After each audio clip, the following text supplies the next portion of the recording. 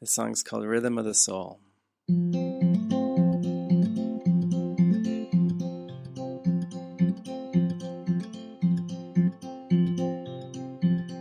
Sometimes I get so afraid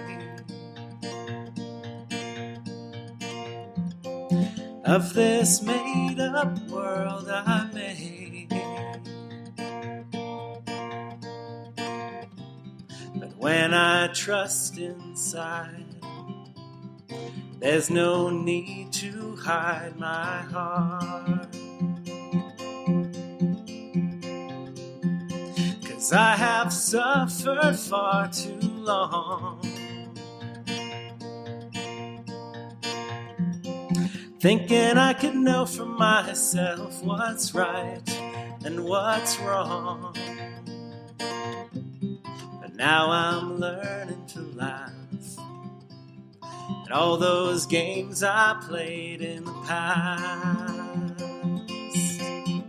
And now I'm living by the rhythm of the soul, and it's calling me home. I'm giving up believing that I really know anything at all. I'm forgiving myself for being afraid and running away. I'm living by the rhythm of the soul, and I trust I will be shown which way to go, which way to flow, which way to know who I am and who I've always been. Well, there's a secret in your heart that can tell you who you are. And if I forgive you, then I may know that secret too. 'Cause now I'm living by the rhythm of the soul, and it's calling me home. I'm giving up believing that I really know anything at all. I'm forgiving myself for being afraid and running away. I'm living by the rhythm of the soul, and I trust I will be shown which way to go, which way to flow, which way to know who I am and who I've always been. Well, it can be so easy when I stop making it so hard, when I just trust the river, it gently carries me along to the sound of my favorite song.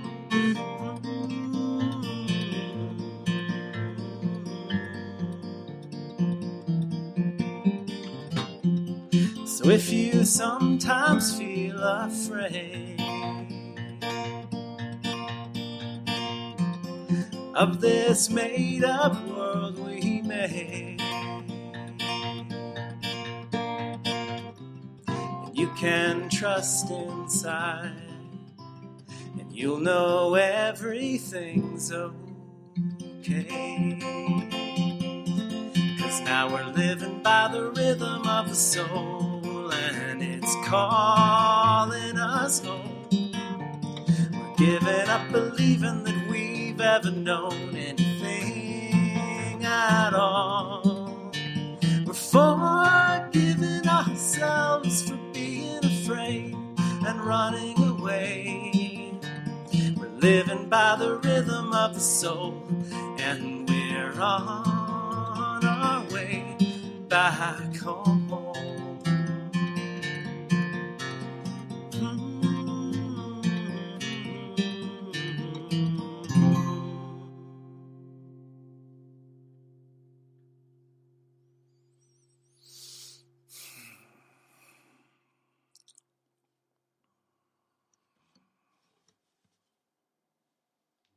you, Erik. Beautiful. Welcome, everyone. Welcome back. Great to be here. Great to be here with you. Yeah, Frances and I were joining this morning and just feeling so much gratitude, really for everything, just for the opportunity to live an inspired, prayerful life that just is given, that is so guided and given and so out of our control, and rejoicing in that. Reminds me when I was younger, when I would go to an amusement park to go hop on a ride, like the roller coaster ride, and once you get in line and then you get in the car, the roller coaster, and then it takes you on a ride, but basically you're on a track and you go through all kinds of things that are sometimes exhilarating and different things, and then you eventually you get out of the car and you're done with the ride. And then if you decide to go back and do it again, it's kind of like reincarnation. You just get in another car and take another ride. You can leave the roller coaster and just say, thank you very much. That's enough of that. I don't need any more thrills like that. But it does feel like that's the way our life is. You were talking about how the original collaborators with the Course were just clueless, and then they just gave themselves over. And yeah, we were talking about that today, how much faith it takes, but also how much joy. I think sometimes it's easier to look back and then see the context and see, this seems to be what is for, like actually Jesus says in lesson 135 that we always talk about, you do not know the desired outcome. You do not know the means to achieve the desired outcome. And you don't even know the problem that the plan is set to solve. So basically, we have no idea in actuality what we're doing, what everything is for. We don't know the outcome. We definitely don't know the means to achieve the outcome. We actually don't even know what the problem we have that the plan is set to solve. Mm-hmm. So with that kind of cluelessness, but the thing is we come here, we don't feel that clueless. We think we still look at our lives, feels that they're under our control. And even when we talk about our function, it's very much like what about this individual has to do. But just looking at the lives of the way showers, we can just easily see nobody really has a function. They have a function of their own, seemingly in form, but it's the collaboration, it's the coming together, and that really serves the plan. Like David's life, when I hear the parables you share, it's the same. The first time when you said yes, Jesus guided you to travel straight away, but it's not for the sake of seeing the world, exploring the world. Is actually to meet people, taking you way out of these individual boundaries to join. And in that, somehow the whole plan unfolded from there.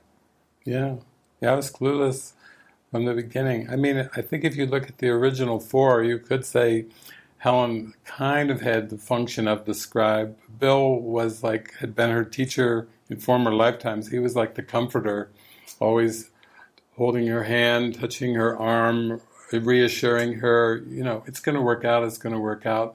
And even, this is like a prayer.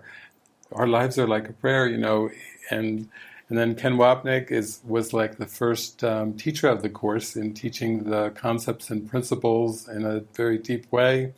And then Judy Skutch was the publisher. But really, underneath all of that, their function was happiness, because that's what it says in the workbook of A Course in Miracles. My function and my happiness are one.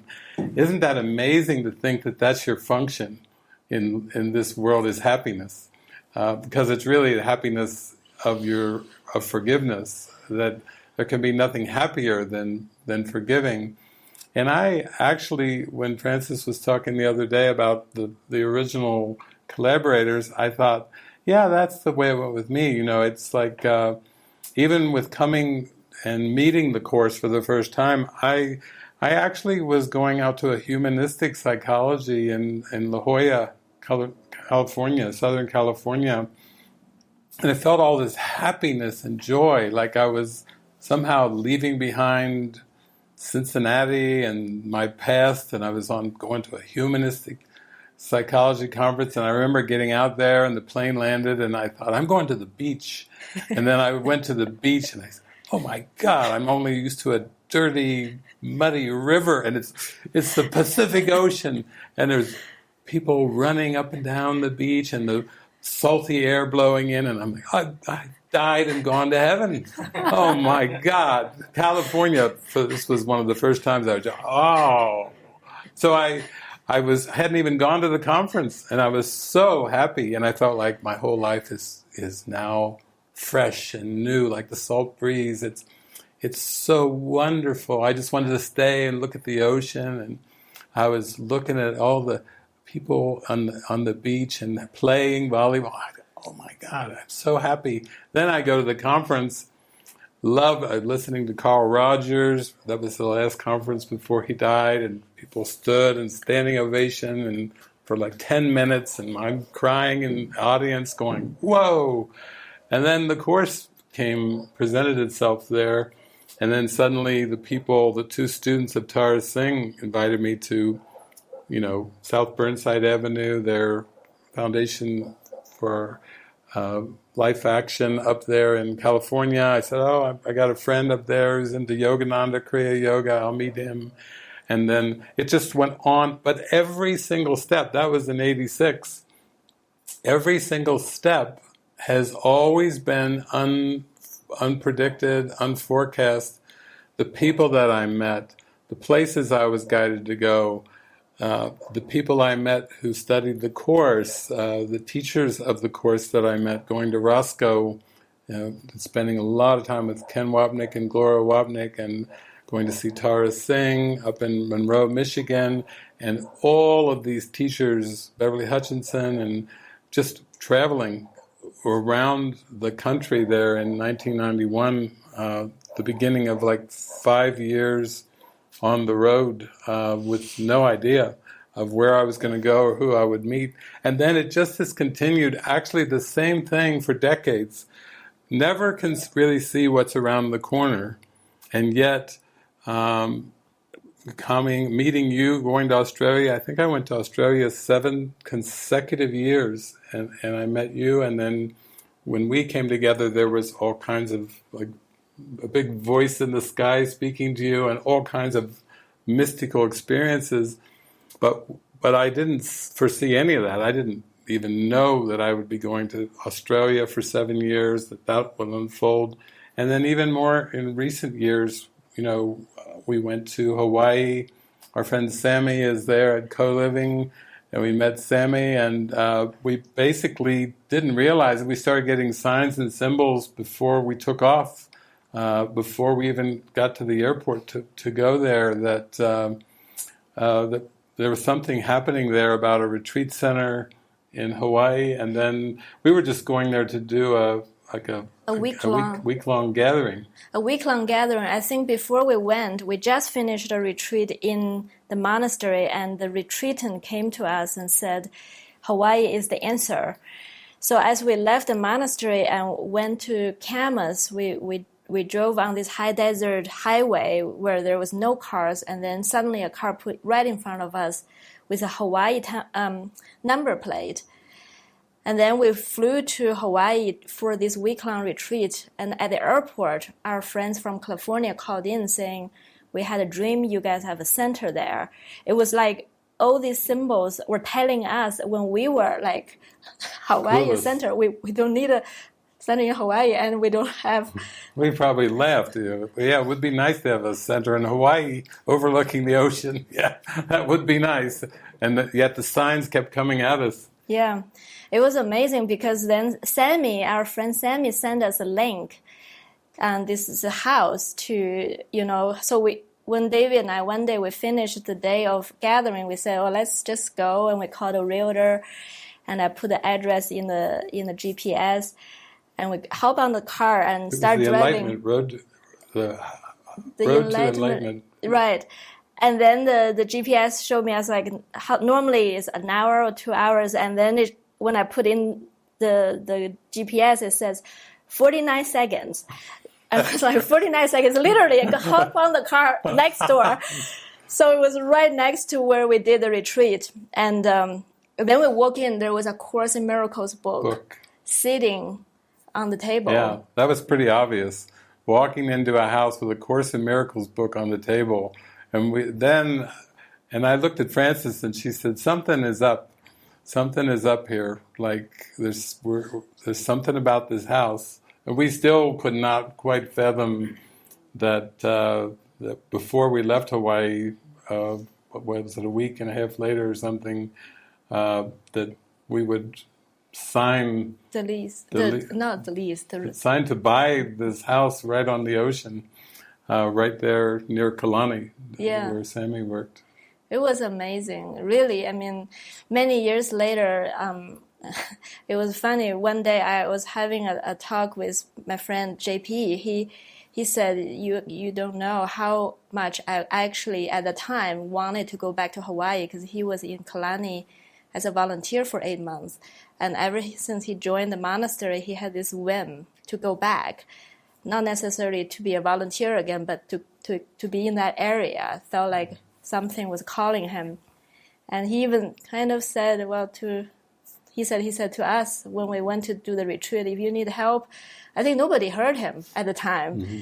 But when we got the center, he was the one sent back to be based there long term. And he said to me years later, he said, I never had any whim anymore, because if spirit can fulfill that, just not anywhere in Hawaii. It's right there. He said, I know all my wishes. I don't have to think of my own wishes anymore. It was just, but the truth is, it was something nobody really know. These miracles for anybody. It was just, we're playing our part. Sammy sent us the link, and we were just playing our part. Yeah. But the center really served many, many friends in the end. Yeah. Yeah, because Yamuz had written in from, was it Poland? Yeah. Saying basically, well, the movie yesterday, Hector and the Pursuit of Happiness, it seemed like Hector was kind of navigating through time and space and looking for some heart and some meaning and some purpose, and yet Yamuz was saying in his lesson he opened up to was lesson 128, the world I see holds nothing I want. And he was saying, yeah, what's the point of going through all those adventures like Hector did? And that truly is just like when you say yes to God, there's a clearing that happens. There's an emptying of the mind. There's a disillusionment with the world. There's an acceptance that the world holds nothing that I want. But that's just the beginning of the lesson. It's kind of like that part in the text where Jesus says, that men have died upon seeing that all of the roadways of the world lead to death. Men have died upon seeing that all of the roadways of the world lead to death. But Jesus says that's just the beginning of the lesson. That's like just the start of the lesson. And if you go beyond that disillusionment, you're carried to heights of happiness when you come into your purpose.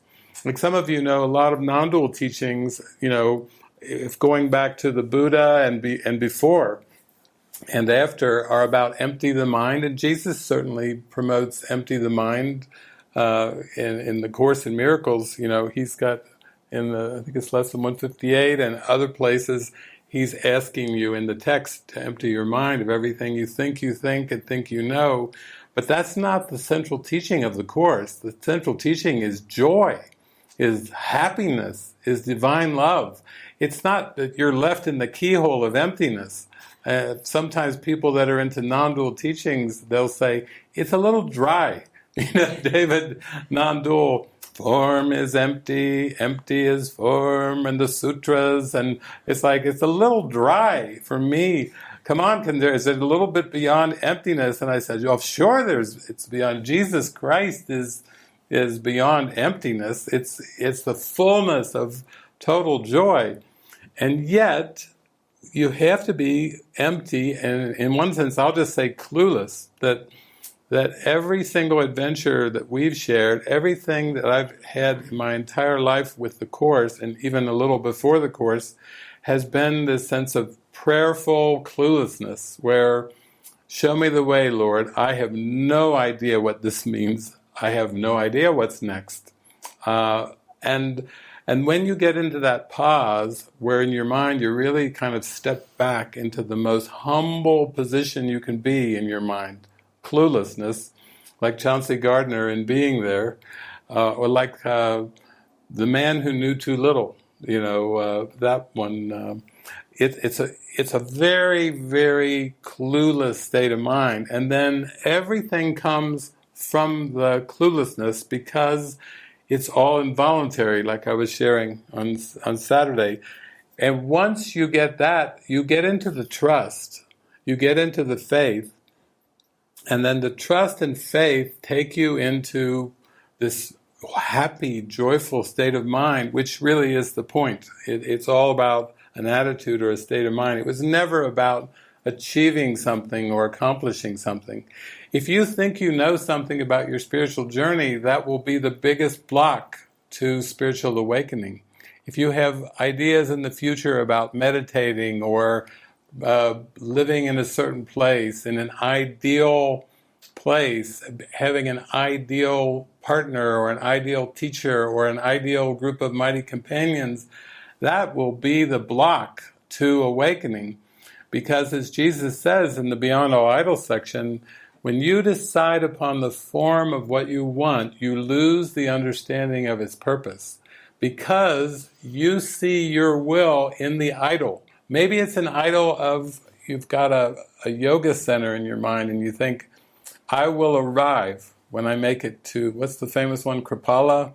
Yoga. Like, I've never been to Kripala, and if I ever make it to Kripala, that will be the whipped cream and the cherry on top. Or if I ever make it to meet this person or this teacher, or if I ever have a partner that's like so-and-so, maybe you're thinking you want Gangaji as your partner or something.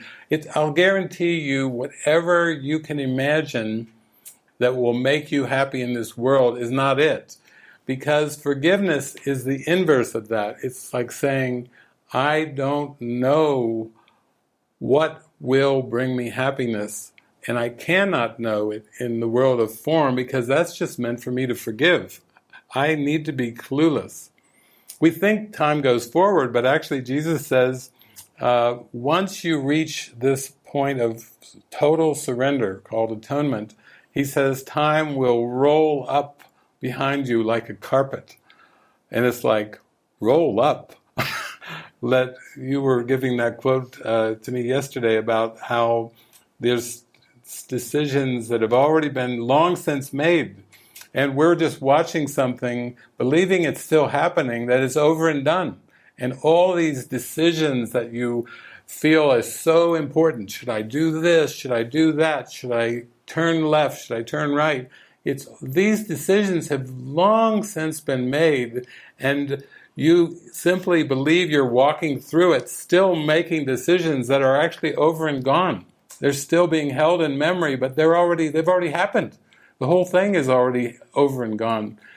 That's comforting, and then you may say, but how is that practical? Well, the joy of following your guidance, putting your whole heart into whatever's given you in the moment, is how it's practical, because that way you just are shown the people you seem to need to meet, the places you seem to need to go, the ideas you need to hear, everything is all given, and yet it's all completely involuntary. There's no conscious effort of trying to roadmap out, this is what I think my spiritual career should be. It doesn't work that way. You may try to do it with an earthly career, a business career. You may even have a family ambitions or partner ambitions or future ambitions.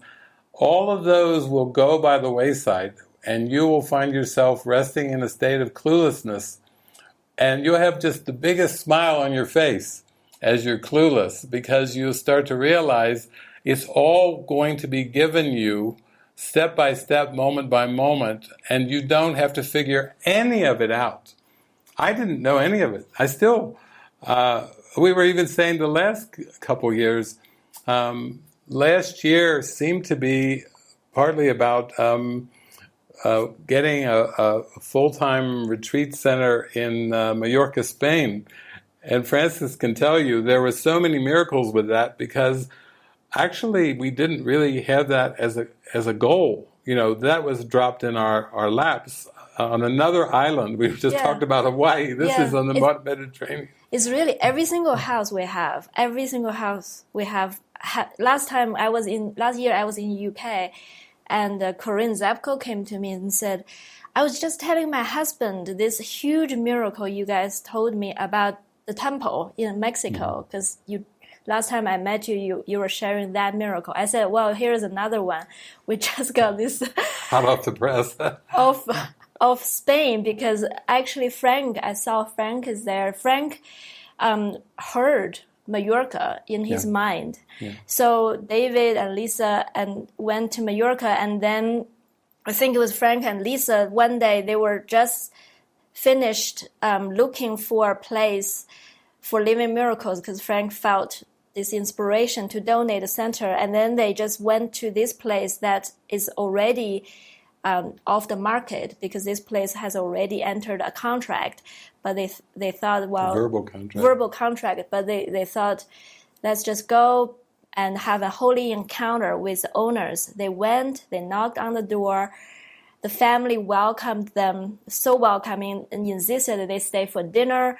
So they had a very joyful encounter, and then they talk, because Frank can speak Spanish. The family speaks Spanish, and Frank just started to have more and more chat with them about his path and forgiveness.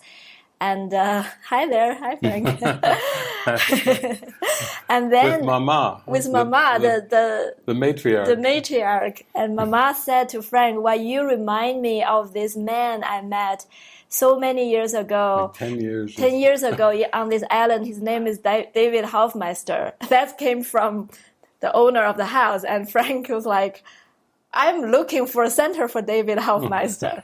And Mama said, "Well, I'm selling this house to David Hoffmeister, and I want to keep this house for." That's how the center came in, really. Yeah, very involuntary. Yeah, very involuntary. Like that's the way it's gone with absolutely everything. Houses, cars, people, everything that seems to come. Oh my, oh my, oh my, OMG. all we've had is like 25 years of OMGs. Oh my God. One after the next. And really, there was no pursuit of it. It's just the joy of the holy instant, and the holy encounters have been that's like the centerpiece. And then the other stuff just seems to fill in. And it's quite like a fairy tale. I had some early students back in the 1990s that I said, they came to visit me in Cincinnati when I was at this peace house that I had there. And it was like, I said, go out to course groups and share your miracles and share all your joy of everything that's happening to you. So they did. The two of them, they went to course groups, and they started to share their miracles. And people were in disbelief. They couldn't believe they heard all these miracles. They said, no, that sounds like a fairy tale.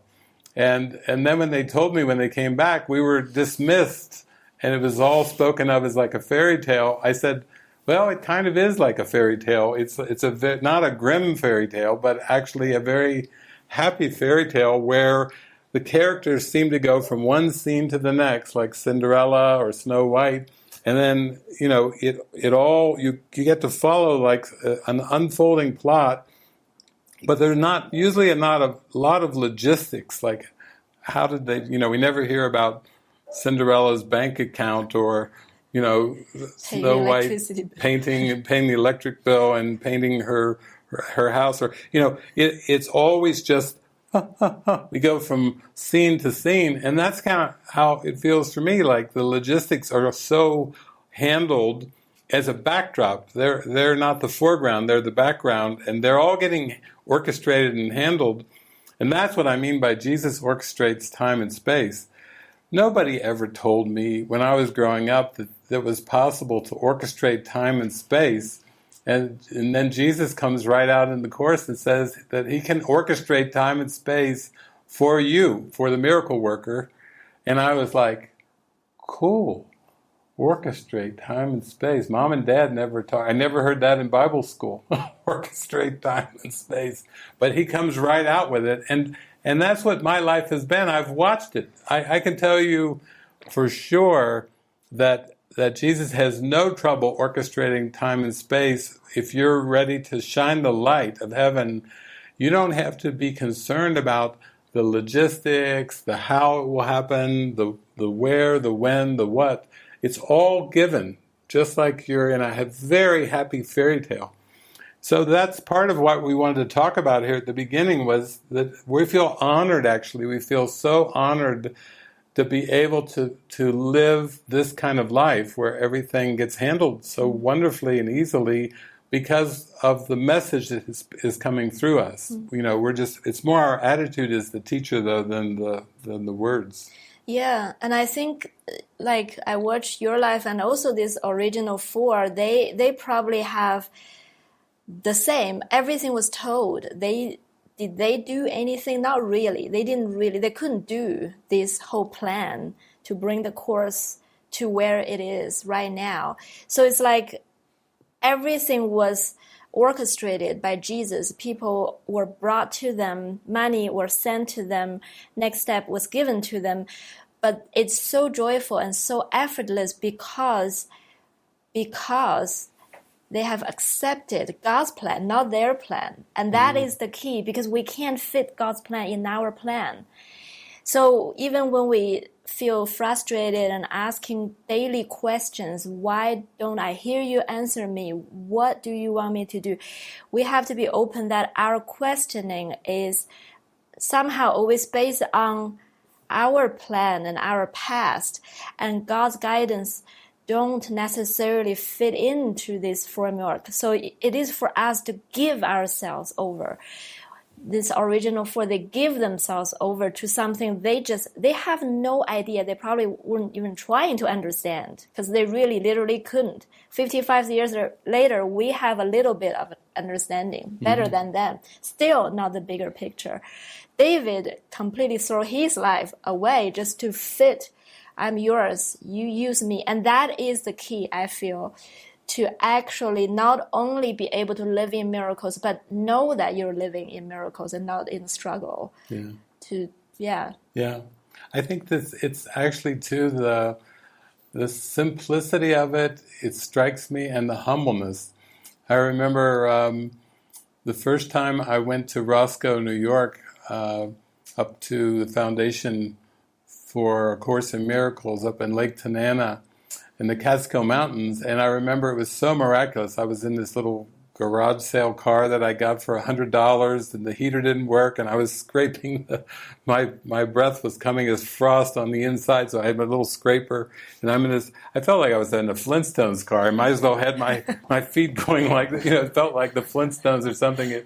But it came in miraculously. I was guided to a garage sale, and in my other car, the rabbit died, and the other little $100 car came in, and the family felt like they knew me, this big family. And then before I knew it, I'm off on this trip, and it was like 14 hours, but I drove straight through. I was in such a happy state of mind, scraping the inside of the windshield, and it was the winter time. And I got there so quick. I actually got there like a day ahead of time, and I walked right in, and Ken was giving a lecture to this group from Texas, from a man, Kurt Morrow, had passed away, and he was a Course teacher and a Baptist minister, both. And this whole group was there, and I walked in, and Ken was giving a lecture, and they were all there, and they just kind of looked over at me like, who are you? And I just walked right in, I heard Ken's voice, sat down, and then after maybe half an hour, they took a break. They all went into the cafeteria, and Ken himself comes right up to me. He says, "Are you here for something?" And I said, "Yeah, I'm here. I think I got here a day early because everything happened so fast. I started driving, and suddenly I'm here." And he said, "Well, let me help you." And then Ken takes takes me, opens up the office, it's nighttime, to dig out, to get me keys to place to stay and everything like this. Such kindness, such welcome, such gentleness from Ken Wapnick, the main teacher, and I felt so loved and welcomed in. And then he said, well, come on, just join in this group from Texas. They're all in the kitchen, so Ken takes me in there. I got the keys to my room, unpacked my luggage.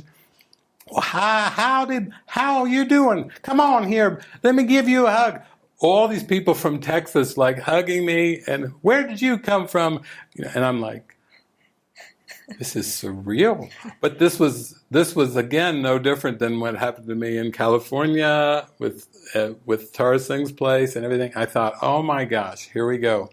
With Judy Scutch, the first time I wrote to her, she said, come on out, let's have dinner together. And so I remember she said, this is my car, it's a white car, and here's it was some spiritual thing on her license plate, look for that, and I'll meet you at a restaurant. I go to the restaurant, there's Judy.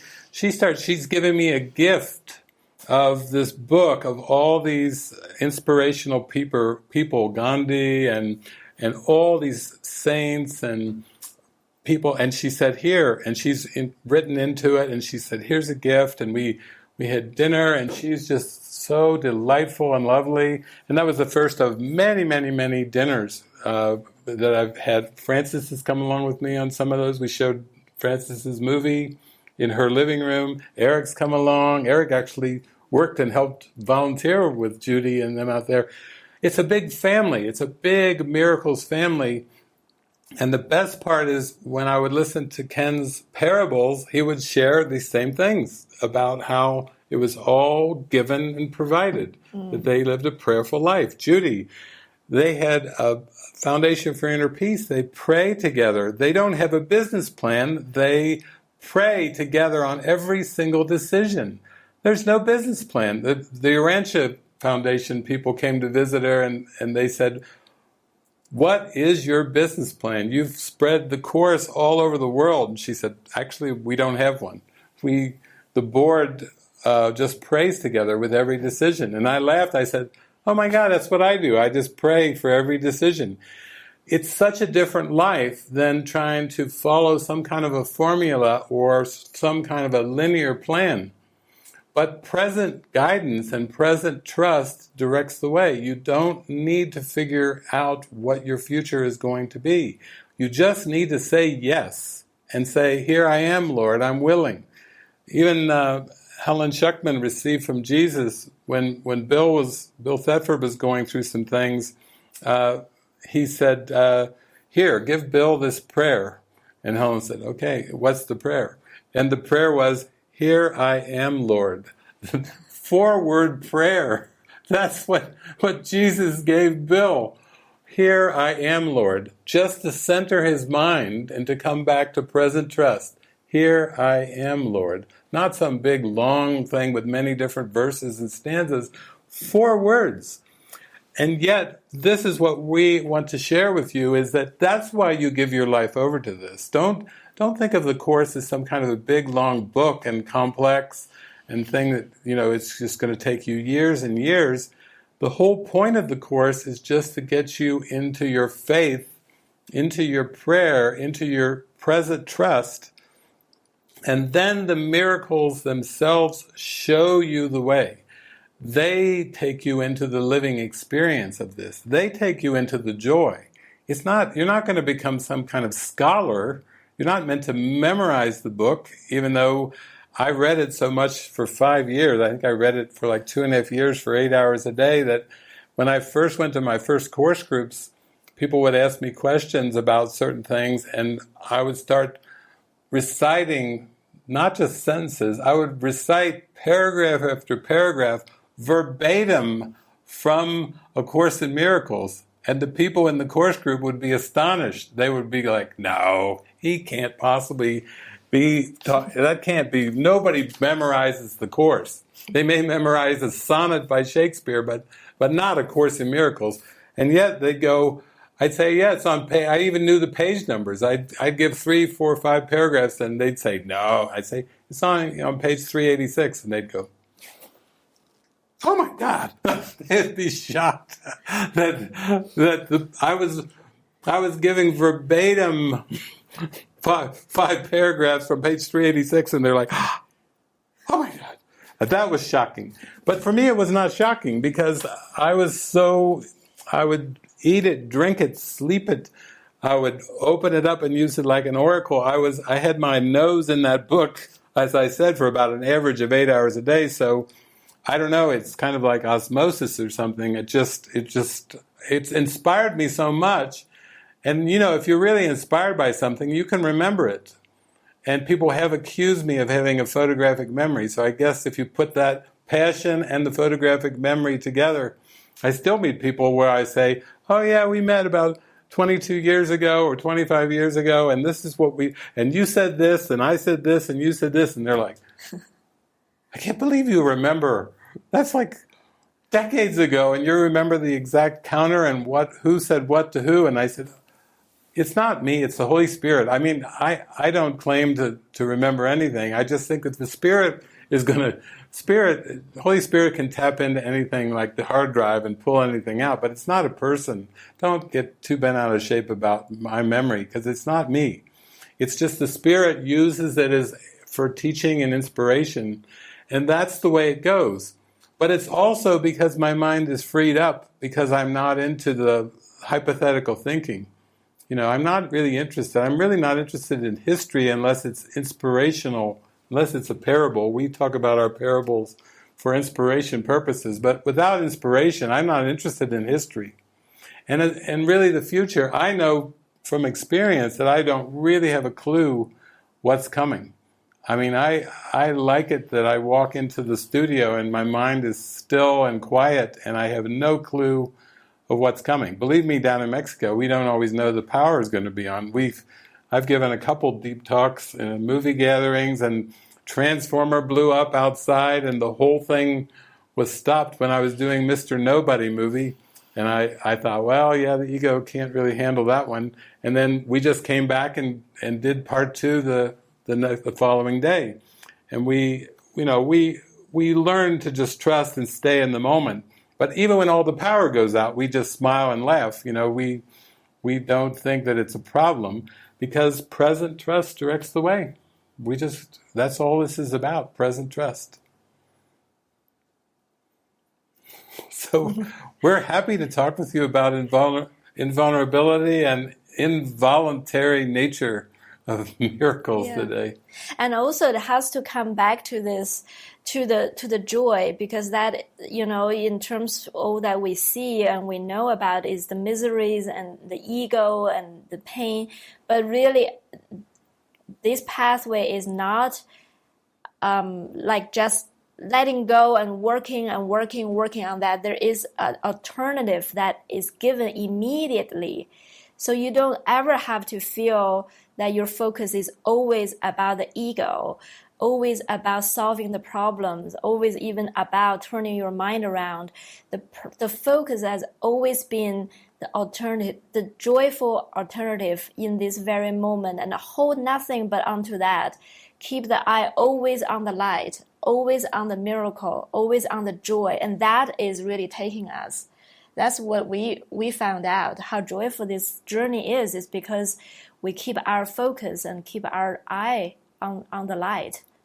Yeah.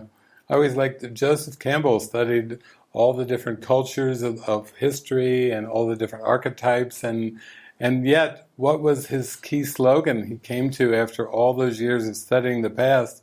Follow your bliss. That's what he came up with after studying all the archetypes of history. Follow your bliss. And I think really the Course in Miracles is saying, yeah, that's the Holy Spirit and Jesus in the present moment. It's actually the way, that can be your life philosophy. I remember in the early years, people would tell me all kinds of things, and some of them were kind of negative and pessimistic. I would sometimes see them as bumper stickers on cars. Some people say, "You see that?" And I say, "What is it?" It says, "Life's a bitch, and then you die." And I'd say, oh, okay. And then I would only go like 10 minutes later, and then I'd look over and I'd see another bumper sticker on a car, life's a joy, and then you ascend. Jesus always comes in with the answer. Even when you see a bumper sticker, he'll come in with another bumper sticker, like, oh yeah? Well, here's my answer. Life's a joy, and then you ascend. And I thought, I'm going to follow that. That's like a version of follow your bliss. And is it Pollyanna? Well, sometimes people say, David, that's Pollyanna, as if that's somehow a negative connotation, like Pollyanna was clueless and kind of blind. No, actually Pollyanna it comes from an inspiration in your heart, where you start to realize the things of the world and the mesmerism of the world is not something that you really are drawn to. You're drawn to inspiration. Even consciousness, Jesus describes in the Course, he says consciousness is the receptive mechanism of the mind, receiving messages from above, spirit, and below, ego.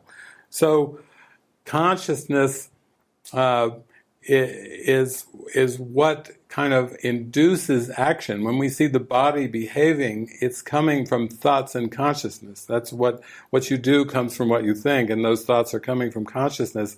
But behavior is not inspired. Inspiration comes into consciousness from above, and then it inspires action, and therefore we could say, if you just sit there and try to say, Om, Om, Om, I am not a body, I am free, Jesus is saying, well, you've actually got a pretty strong belief in the body, so why don't you put it under my control and let me inspire the thoughts that you have in consciousness, and then your actions will therefore follow and be inspired. And that's what is part of being a miracle worker. You're done through. The inspiration of the Holy Spirit comes through you, and it speaks through you, and it laughs through you, and it smiles through you, and it hugs through you. It's a communication function, and it's all through inspiration. And you don't even have to figure out anything. Actually, you just have to pray to be inspired, to be led, to have your mind be lit is really what the prayer is. And then the doing comes through you automatically. You don't even, I was very shy years ago, so I could not imagine speaking. Public speaking would have been the worst kind of thing imaginable to me. If you told me, in high school, you'll be doing public speaking, I would, yipes, that's the most frightening thing. But actually, it's been the Spirit that does the speaking through me. So there's no thought with it. I don't have to write out a speech or plan what I'm going to say. So I think that's what we're really asking everyone to do. And even now with the latest thing that we didn't see coming until this year was like co-living, where we have people invite people to come and live together and have expression sessions and learn to share. Reminds me of something that David wrote in from Michigan. We saw David Znickley the very first night we saw David, and he said, he wrote in from the process of psychotherapy, each one must share one goal with someone else, and in doing so lose all sense of separate interest. Only by doing this is it possible to transcend the narrow boundaries the ego would impose upon the self. Only by doing this can teacher and pupil, therapist and patient, you and I, accept atonement and learn to give as it was received. Communion is impossible alone. No one who stands apart can receive Christ's vision. And then one other part he sent us from the process of healing. Hear a brother call for help and answer him. It will be God to whom you answer, for you called on him. There is no other way to hear his voice. There is no other way to seek his Son. There is no other way to find your capital self, your Christ self. So that's beautiful, David. Those two quotes summarize what we're talking about, and it's great that you pull them from the psychotherapy pamphlet because it uses some language and terminology about having no separate interest. Imagine meeting everyone you meet in your life with a sense of cluelessness, but with a sense of prayerful devotion. So you say, show me in this encounter that my brother and I, my sister and I have no separate interest, that we share the same purpose, we share the same goal. And then life becomes a spectacular opportunity to experience this with every single encounter. Even though you don't know who you're going to meet and you don't know the specifics of how it's going to happen, it all gets given. And I feel so grateful that everything is kind of dropped into my lap. When I said yes, when I really said yes to Jesus, then from that point on in my life, everything has just dropped into my lap. Like it says in the promise, without your effort, the Holy Spirit, He will go before you, making straight your path and leaving in your way no stones to trip on, no obstacles to bar your way. Nothing you need will be denied you, not one seeming difficulty, but will melt away before you reach it. You need take thought for nothing except the only purpose you would give, you would share. And basically, that to me is the simplicity of we just give ourselves over to that, and then everything is given to us from that surrender. We have a guided life. We have a given life. It's literally given to us moment by moment. We don't have to plan the future. That was one of I have a 5-year degree in planning, actually, from the University of Cincinnati, and I have to laugh because Jesus is so playful. I got through that 5-year co-op program at the University of Cincinnati in planning, urban planning, and then I said to Jesus, what was all that for? And He said, listen, just follow me. Don't try to think how the past will be used. Listen to me and I'll show you how to use the symbols in a way that brings a blessing to yourself and to everyone you meet. So I said, okay. So I don't really refer back to that. You had your time there too at the University of Chicago. Yeah. But, all of it kind of is a wash now. Yeah. Yeah, I mean, that was very different than what this quote is about. The life that we used to live is about build up your life so that you, as an individual, can feel worthy or can accumulate enough to sustain yourself. Everything is done from that perspective of getting something for the self, for glorification, approval, acceptance, love. Is always in that way. And here Jesus said up front, first of all, this course in miracles is a required course. Your path will be different. A holy relationship will be given you. Then he talks about relationship as a teaching-learning construct, different types, holy encounter, just brief, or you guys going to be in a relationship for a while because a teaching-learning match is perfect for that given time. And then there's the third one, you will be for lifelong because the teaching, learning capacity is perfect all the time. And that is very rare. But you see, even when I read that, he defines relationship or his curriculum, so to speak, in that manner. And then here in the psychotherapy pamphlet, he says, yes, for teacher, student, for psychotherapist and patient, actually in every relationship, actually for everything he orchestrated, it is about that. It's not about building a self. It's not about glorifying a self or achieving something for the self. It's actually about seeing there is no separate interest with another one. It's very, very practical when he put down to that way. Then you suddenly see, oh, I know what the purpose is in all the encounters that was sent to me throughout my day, how to see, no separate interest, and I don't know how to see. So please guide me. Please guide me in what to see and what to say. And it is in that way that miracles are witnessed. Yeah. Yeah. Yeah. I like too that the teacher and pupil are in the same realm of learning. Jesus is right there with us.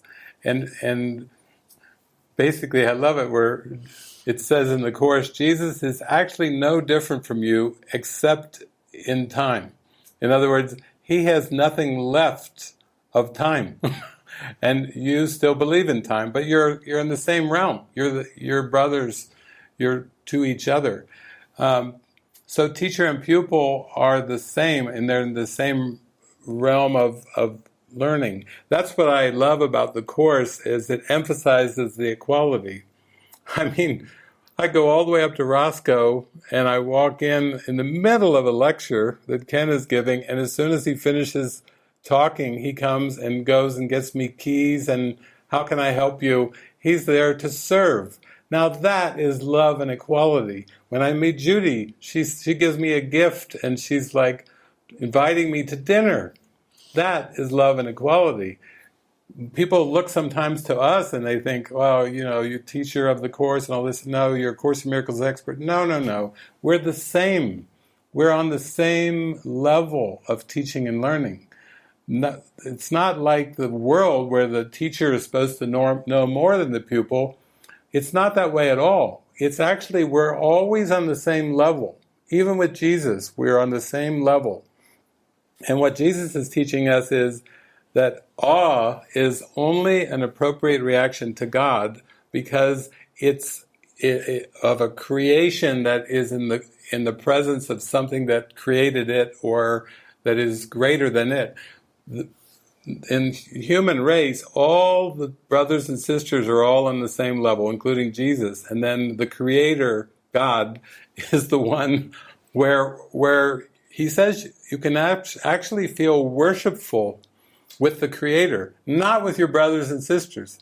Don't worship Jesus. Don't worship David. Don't worship Ken Wapnick or Ramana Maharshi or Yogananda. Don't worship Gangaji. Don't worship people, because they're on the same level that you're on. Everyone's teaching and learning the same thing. We're all here to teach only love.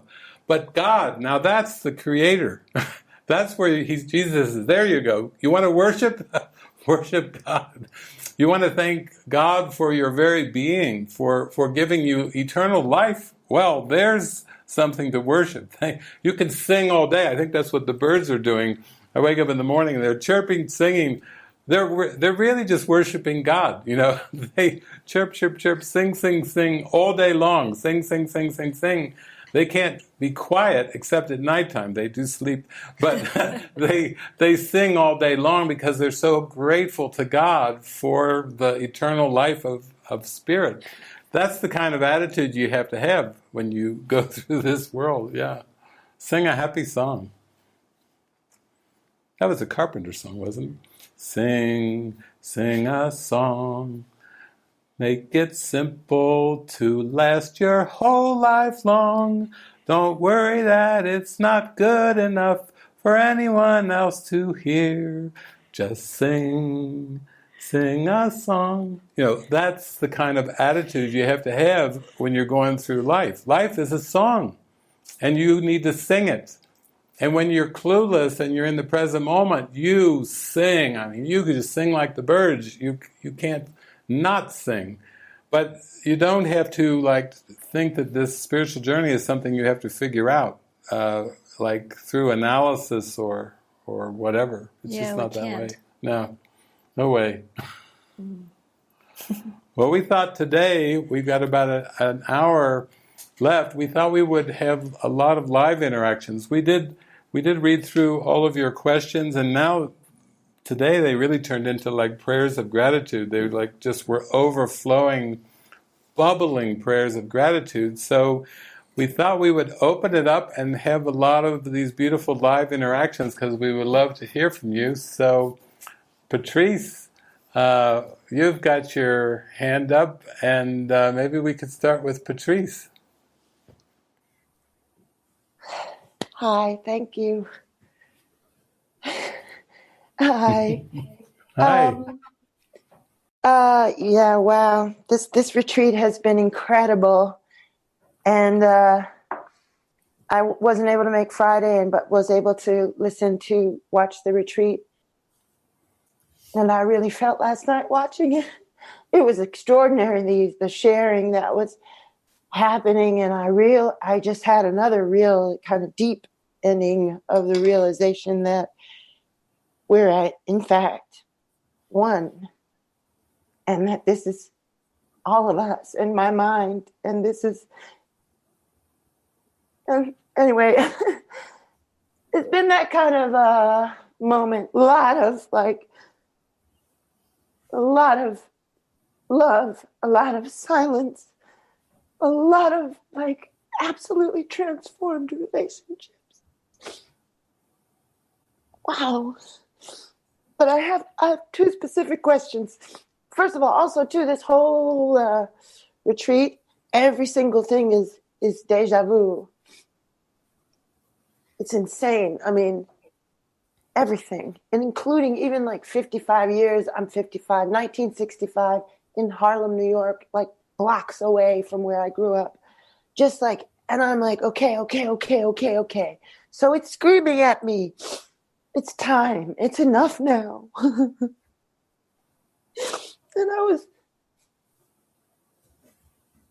it's weird. It's I'm just being flooded with everything.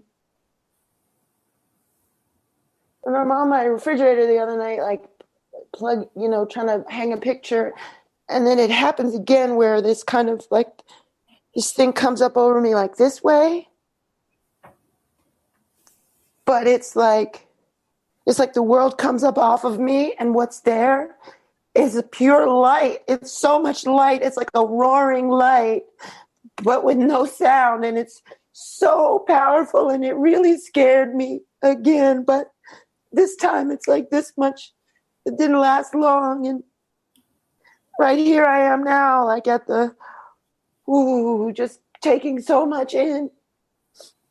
But I have one specific question, or kind of two. One is is that light sensation always going to be there? And I know you're saying stop thinking about the future, but it's so massively different a consciousness or something that it's I don't know, it's intense and awe. And you even bring up the word awe. That's what's really there.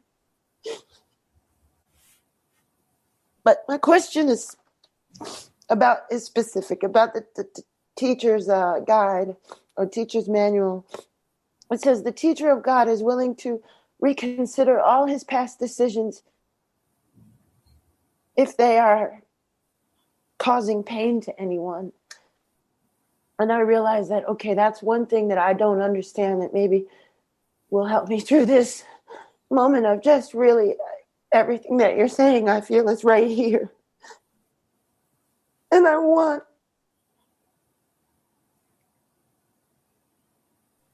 and I'm making my album, and the Holy Spirit sent me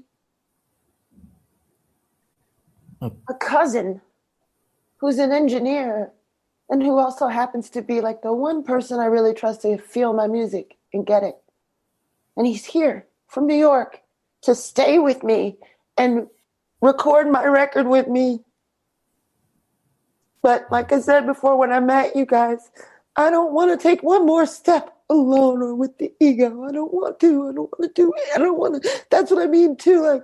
I'm starting to again, sort of not understand my connection and relationship to the world, but I know it's all bullshit. But here's where I am, just in this kind of woo. And I don't want to do a little bit what I've been doing is being kind of nervous around the steps to take in the world. And I'm no, I want peace all the way through it. I need to learn to trust and have faith. And I am learning it. I can't believe how quiet it is inside in here. Anyway, that's it. Yeah. Thank you. Thank you. Thank you, Patrice. Yeah, I think maybe about a week or two ago, I posted on my Facebook wall a clip where Denzel Washington is talking about how he had 3 different times when he just totally gave himself over to the Holy Spirit, and I think it was the 3rd time that the light came upon him so strongly, like you were just describing, that it completely overwhelmed him. He actually was lifted up, and used some similar terms like you felt, like coming up from underneath him, and he felt like he was literally like taken up and lifted up. And then he said his cheeks felt so full that they were going to burst. And he told his mother, and she's like, yeah, that was the Holy Spirit for sure. And she said about the cheeks, she said, yeah, that was just all of the ego stuff that was ready to get purged and just was filling up your cheeks as the light came underneath. But he also said it spooked him. He was very frightened because it was so intense and so literally awe-inspiring. It was like the light from God.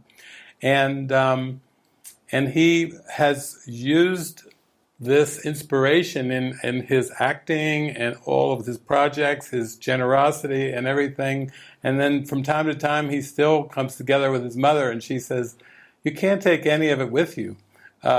Remember that, Denzel. It's the money is not going to help you get back into heaven. And so there's that beautiful, humble reminder coming through Mom over and over.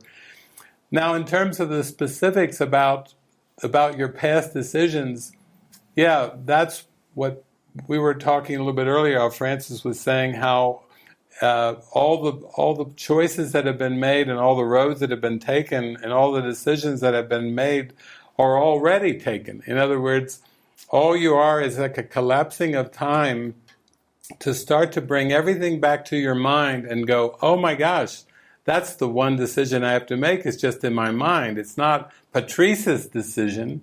It's not anything Patrice did right or wrong. That's all a wash. When I come inside and say yes in my heart to God, that is the decision. It's like heaven is the decision I must make. It takes the form of a decision, but it's not like these worldly decisions. It's in the mind. That's what the atonement is all about. And that's what you're just surrendering to. Like when your cousin shows up to engineer and record your album, it's involuntary, it's like you couldn't have even planned it that good.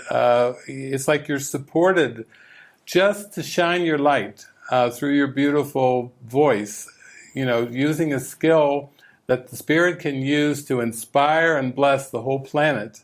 And now you even have helpers showing up to help you make it easy. So that's the whole thing. You've just surrendered, and I can see it on your face. You just are totally surrendered over to it, and believe me, we are joined with you. We do not take one step alone in this world. And ever since we first met you there in Sedona, it's like the Spirit has like lit a fire under you and under us. And glory to God, hallelujah, and we are in the revival of God's love, and we're in the tractor beam. So thank you, Patrice. What a way to kick it off here today. Thank you. Do you see a name? Wow, Frank. I see Frank. Frank. Frank from Switzerland. Okay. Hi. Hi. I just wanted to share something that happened yesterday with a movie. I had seen that movie before, and actually I think we might have even seen it together in Mexico.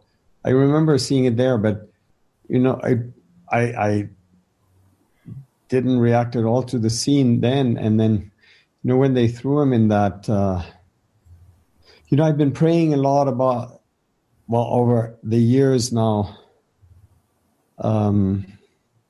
what's blocking me and what is it? What is there? And because I get, you were saying before that bumper sticker, life sucks, and then you die, and I can really get there. I can really, really get there. I guess I've told you enough about it. but so anyway, so they, when they throw him into that prison, and he doesn't know for how long, and oh my God, I thought I was going to get sick. I was with Helen. I just said, I'm sick, and I forgot where I was. So I was looking for the pause button, because I'm used to pausing when something like that happened.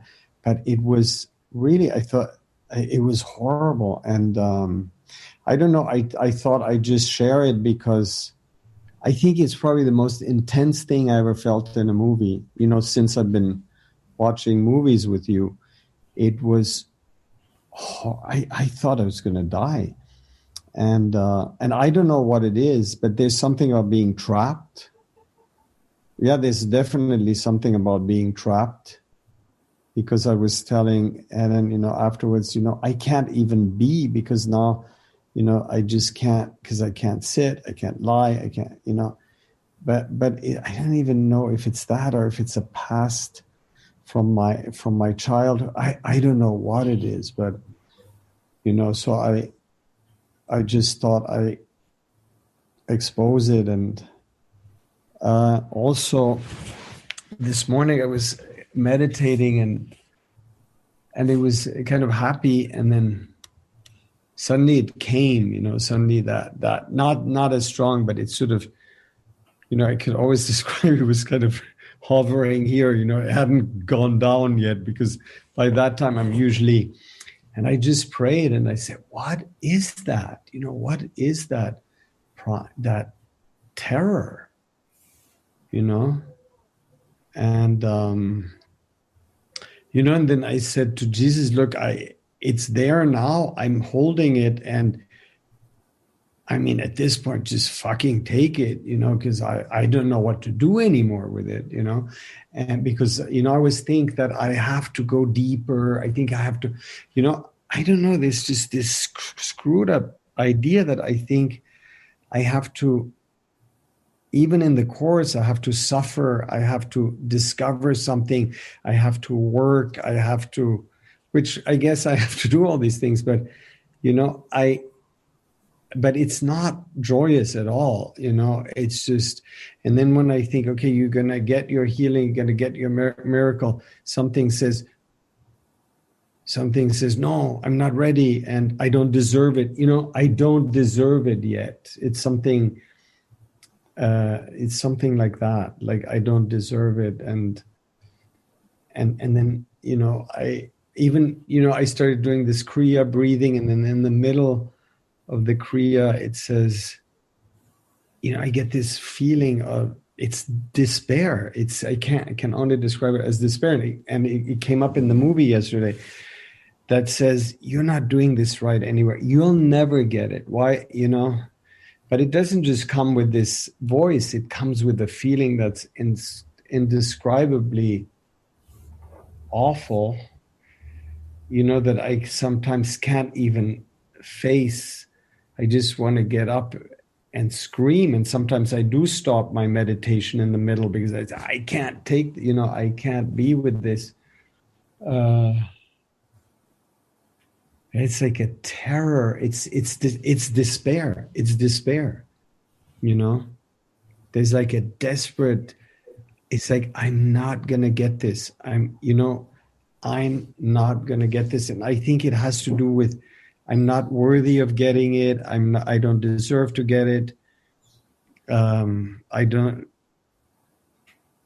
There's a very deep self-hatred there.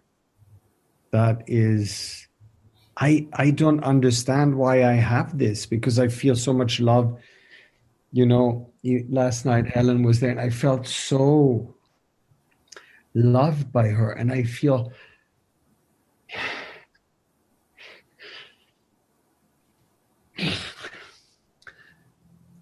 I feel so loved, by you guys, in particular by Jeffrey, and I just, I don't know why I hate myself so much. And so in that prison scene, it's just, how long am I going to be there? And, it's like and then when they say, just let him rot. And it's like, oh my God, it's, I don't know why I feel this, I don't know. I just, I don't know why I have this hatred. I mean, zero, yeah. Anyway, that's what it is. Thank you for bringing that up, because that trapped feeling that scene triggered from the movie when Hector was thrown in prison. It's interesting because right before I came here to do this session, the workbook lesson that I came upon was, if I am bound, my Father is bound as well. And I was like, wow, that's the second part of that. My Father is bound as well. In other words, if I hold on to a concept of myself that involves being trapped or imprisoned or bound or limited or lacking in any way, this is how I'll see the Creator. I will see the Creator in the same concept that I hold of myself. So that was a very powerful lesson right before, this morning before I came, and I thought, that's probably going to come up some point, because then I start to think, wow, I did a session, a tape, maybe like 20 some years ago, called Better Off If I Were Wrong. And I took it from the Rules for Decision, where Jesus says you would be better off if you were wrong, meaning in terms of the way you see yourself. And when you're talking about that scene from the movie, what came to me is when we feel feelings of despair, of vulnerability, of powerlessness, of helplessness, then that is the concept. That's how we see God as well, because God is our Creator. So it's almost like the child of God seeing itself in a very distorted way, and then thinking that that's God too. And then you see why people say, I'm an atheist. And then you see why people say, I don't believe, I don't have a good relationship with God. It's this parent-child thing that's really deep in our mind, deep in our psyche, and yet there's no way for us to figure it out, but there is a way for us to come back to the prayer of what is it for, what do I want to come of this? And we can use the this not just to be a particular scene, but we can use it to be our whole life. What do I want to come of my life? What purpose would my life serve? And I think that when you feel a connection with us and with Jeffrey and Helen right there with you and everything, that's why we draw forth these symbols and these witnesses of love, because we need that in the face of this deep root, this dark root that is very dark. We need to keep welcoming in the witnesses as part of our convincing, as part of the rinsing.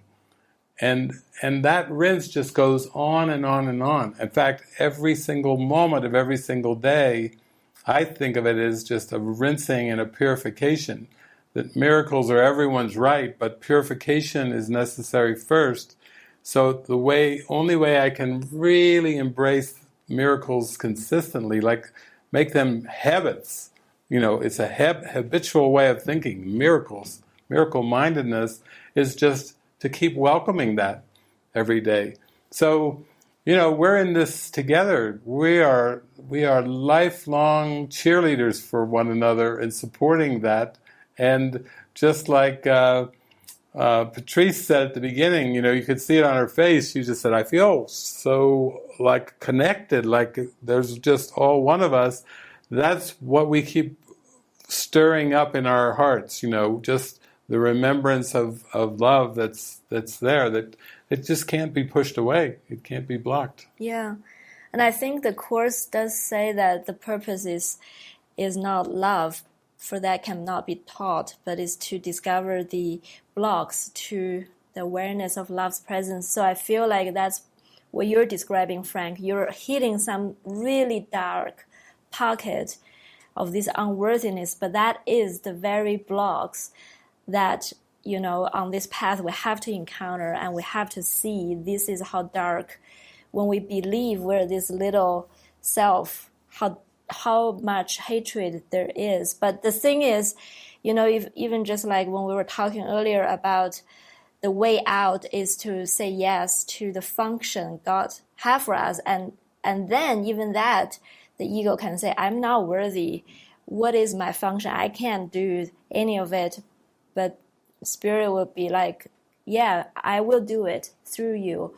I will do it through you. I will shine my light through you, until you don't identify with that small, unworthy self anymore. So I feel like it's just, those self-hatred have to be faced, and yet we're just working together to allow Spirit to fulfill His function through us, over and over again, saying yes over and over again to that.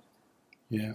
And just feel grateful too that you watched the movie again, and this time it triggered, because the way that we were talking when we were all praying together yesterday about what movie to show and so forth, I think it was Pete reminded us about that movie, and that scene when he has with his captors, and they're ready to kill him, and their time is up. The time, they're going to kill him, and then he has the moment of surrender where he remembers the pen on the ground. The pen lands on the ground. That is his miracle. That's his saving grace. The pen falls out, and that's the scene that Pete reminded us all of. That we said, yeah, there it is. That's the movie, with that scene of entrapment, that fear of dying, the imminent threat, and then the pen on the floor is like, yes, there it is, and that's available. We have to remember that pen on the floor is like our function that Frances was just talking about. We just have to move our gaze over and see the pen on the floor and say, there, there it is. That's what this is all for. Mm. Yeah. Thank you. Thank you, Frank. Wow.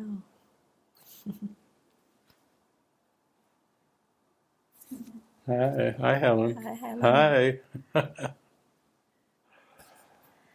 Maybe Natalia. I think Natalia spoke earlier. There she is, waving to us. Yeah. Come on, we would love to hear what you have to say. Hello, everyone. Hello, David. Hello, Frances. Hi. Oh, the butterflies. As soon as I press unmute, the butterflies. I have a share that may lead into a question. A miracle moment that happened, and I think yesterday it's quite comical but scary at the same time. I love how you speak of joy and it's okay, like the cluelessness, and that is what I feel sometimes, a lot of the times. I'm 41 years old, and it gets me in trouble to feel cluelessness sometimes, right? To just be, I feel Spirit and I feel those glimpses and I get so excited. And so yesterday listening, yes, while you were talking, David, I turned off the camera and I felt like walking, but it was kind of drizzling, raining, stopping. I'm here in Miami, but I walked. I didn't tell anyone that I was walking. I have loved ones that just love me and worry for me. Anyway, I walked, and so when my wife came home and I wasn't home, right when you were saying, I had sat down on in a chair and table, just like so in it. I had turned you, and you were literally saying, in this moment, there are no problems, regrets, and worry have nothing to do with God. And I wrote it down. I was like, yes. And all of a sudden I got the call, where are you? And like worry, anxiety, like, holy shit, I forgot to tell anyone where I was at. And it was pouring. I was like, oh shit, I need a ride home. Like reality, right? I got pulled back into, oh shit, here's a problem, right? And so upset came up, like, oh my, I love her. And she was so like, why wouldn't you call me and tell me? Like, anyway, so in the car, I kid you not, I have these Wi-Fi ears. So I have one ear, and now Erik is playing, and he's like feeling excited, like it's all love. And then in the other ear is like, wow. And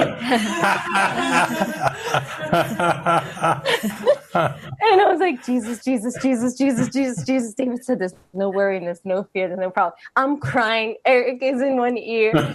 So my beautiful wife, God bless her, she goes into the house, and I couldn't go in. And I opened my notebook. I'm like, David says there's regrets. And I'm like, there's no problem in this moment. There's no problem in this moment. There's no problem. Jesus, Jesus, Jesus, Jesus. Please just show me the miracle in this moment. And that in itself, for me to pause and not get completely pulled into the whole thing, was a miracle. I walk in, of course, valid concerns. And so then she, would express, she's like, you're such a free spirit. And before I'd be like, no, I'm not. I'm like, yes, I am. And I said it with such confidence. And she's just like, I just worry. You have this thing, in your body, and I just worry. And so we both hugged and we both cried. And so my question is it always like that bliss? I feel those glimpses. And then yes, also Patrice, she questions, she's like, why does it have to be between? Or is the chaos, like, is that the miracle to see the love within chaos, Yeah. I guess that's the question of I have been accused of the Pollyanna sometimes, but then it brings me back to reality, and then there's chaos, and then I get reminded. So that those waves, those glimpses, like, is that what you experience? Is that, or how do I keep that joy or that place, without the craziness? Is my sharing question. That's beautiful.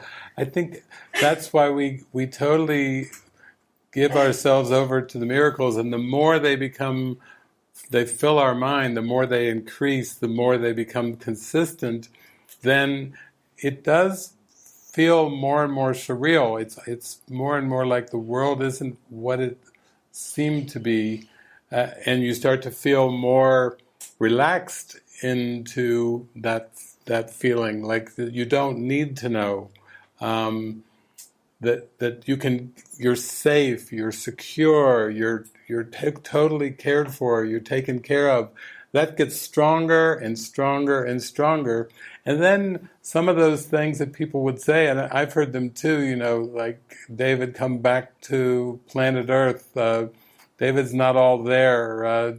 David is missing something in his mind. And, you hear all the things, but it seems funnier. It's like a comedy show. It's like a stand-up comedy thing. Instead of insults, they just seem to be like, yeah, that's right. I'm not all there. David doesn't have all of his marbles. That's true. You start to acknowledge it because you get more into that experience. And actually you start to laugh a lot. We really do laugh a lot. And sometimes I know Marina will burst into laughter, and we all start laughing, and it's just a happy laughter though, of what's coming to us and through us, and everything starts to seem funnier and funnier and funnier. You don't need comedy movies or jokes to laugh. It starts to get lighter and lighter. And there's a part in the Course where Jesus is asked, how will the world end? And Jesus says the world will end in laughter. But that takes a lot of miracles. It takes a lot of miracle-mindedness, like consistency of that. Even Bill Thetford, who was one of the first 2 Course students on the planet, the day that he laid aside his body, I remember asking Judy, she was with him, and she was a dear friend of him, and she was preparing. Jerry Jampolsky had told Judy, I'll go down to La Jolla and I'll pick up Bill and I'll bring him up to where they lived in Northern California. And she said, okay, I'll fix the dinner. So she made this big dinner, she set the table, she cooked and cooked and cooked, made this big dinner. Time came for dinner, they were nowhere to be found.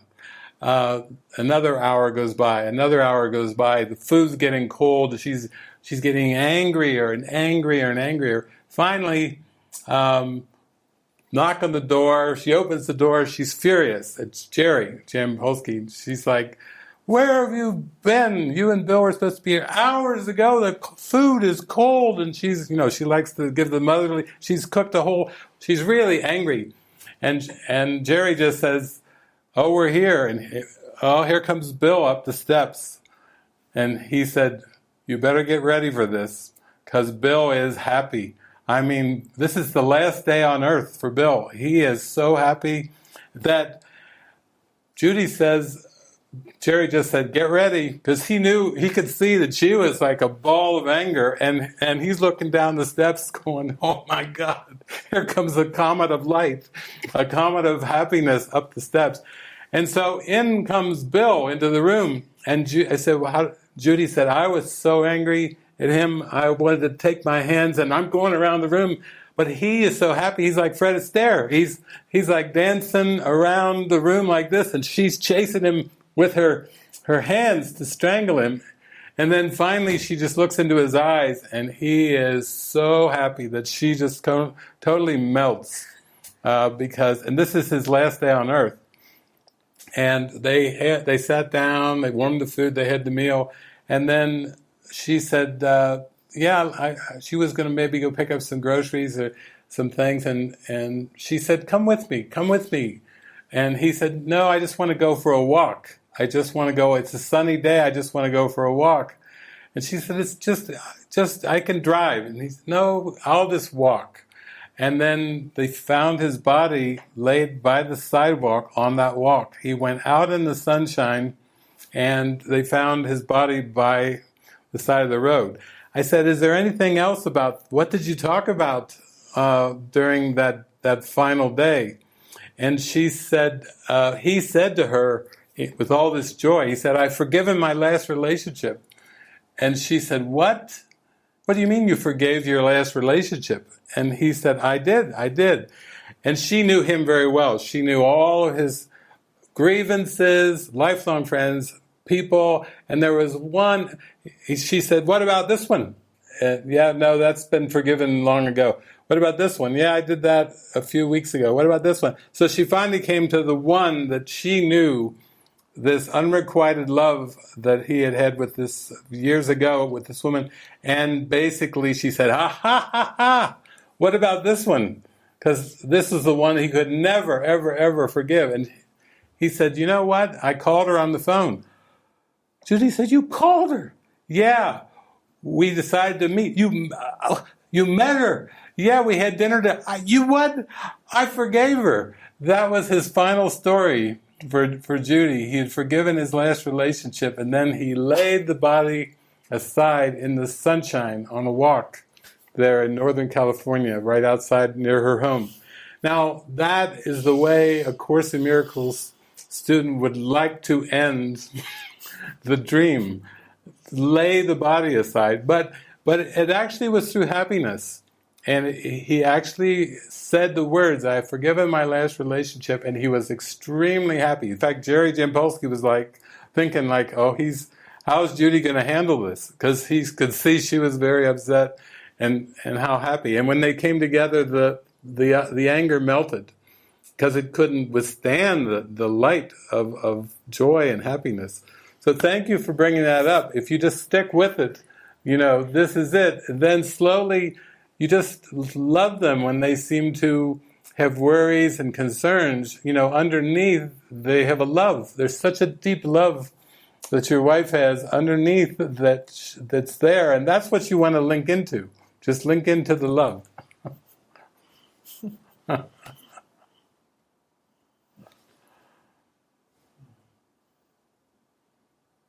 Well, we've got Julie Bergeron. Julie, our beloved Julie, from up in Canada. Hello. Hi. I'm so grateful to be here. It's a blessing. I didn't think I would, but I am. And I have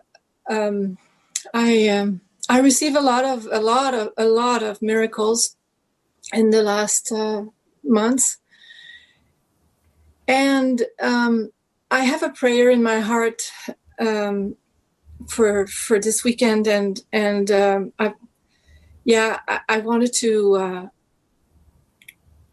I wanted your support, maybe, or because I can see I want. And it's funny because it sounds erroneous. I want to give up the I want mine. Because sometimes I feel that. So my prayer is to change my mind into a giving mode, instead of wanting and getting and be fearful that I don't have what I need, and so it's been my prayer, and yet I can see that even sometimes it's so subtle. That little voice is so subtle that what is there for you, that little underlying. How is it gonna happen that you get what you need? And I'm sick of it. I'm exhausted. I can't stand it anymore. I want my mind to be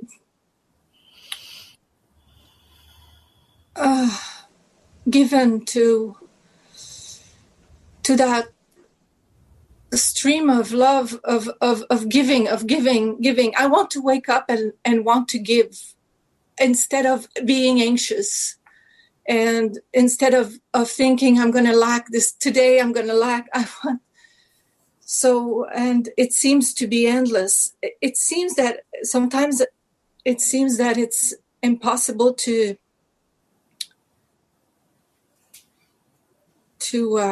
arrive at that, or to feel that totally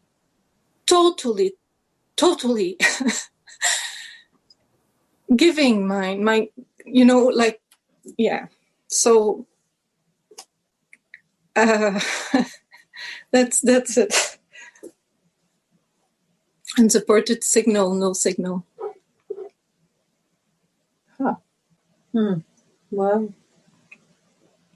Well, that's well. What happened? I don't know. They were there, and then they were not there. It's them, right? Yeah. It's them. Oh my God! Oh, there. Okay. There we go. Okay. Hello. We're on the laptop here. See, I mentioned Mexico, the power, and there was our foreshadowing. Well, yeah. Thank you, Julie. Thank you for that.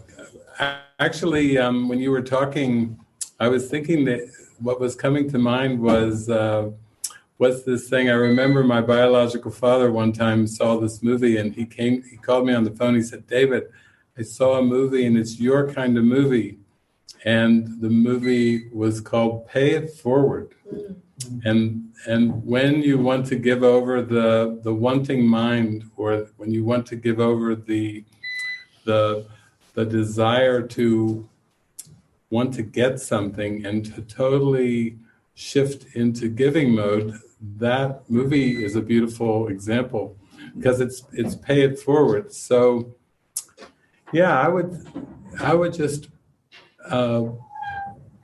pray and get in touch with what it still feels important for you to get or to receive, and then to just write it down and send it to me, and I will see what I can do to pay it forward, to have you join in the realization that you have it, that you already have it.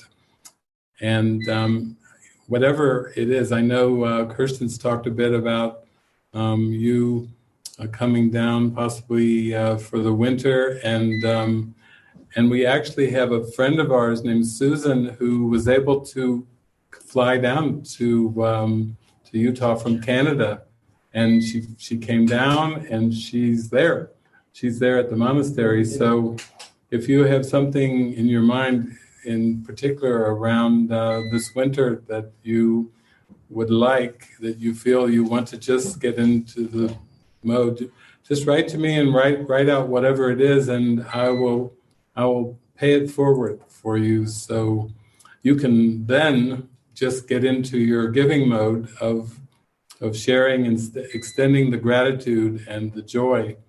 And that's what the Holy Spirit is telling me right now. You know, we'll join together in a pay it forward, and then that will be the happiness and joy that you can just launch right into your giving mode without a thought or concern for anything else. So thank you. Oh, beautiful. Beautiful. Okay, well, we have quite a few hands. Do you guys want to go ahead on to the next question? Yeah. Sure. Yes. Okay, great. Well, we have Michelle Dench. You can speak, Michelle. Thank you.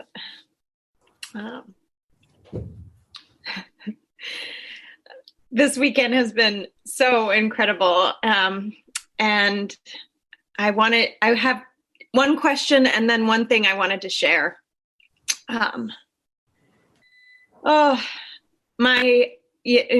Yesterday and the first night when you were talking about, the Course is you either accept it wholly or not at all. And, I feel like I'm coming to understand the piece that I feel like I can't accept it wholly. This is like the block, the one thing that is like, I can't accept it wholly, and I want to so badly. And it's just this idea from the Course that is, that the ego created the body.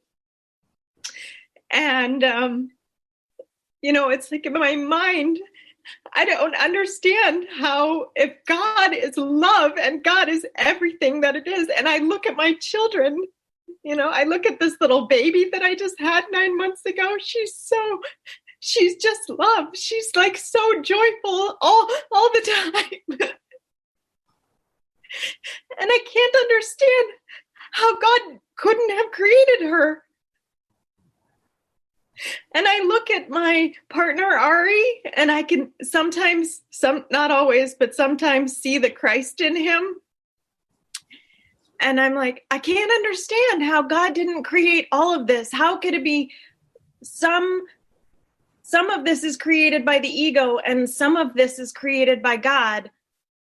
And I get that it's like on the level of form and it's on the level of the body, but it's it feels like a boulder in front of my vision to just see. And I have had periods in my life where I have just been in complete trust and surrender and flow. And the course was given to me.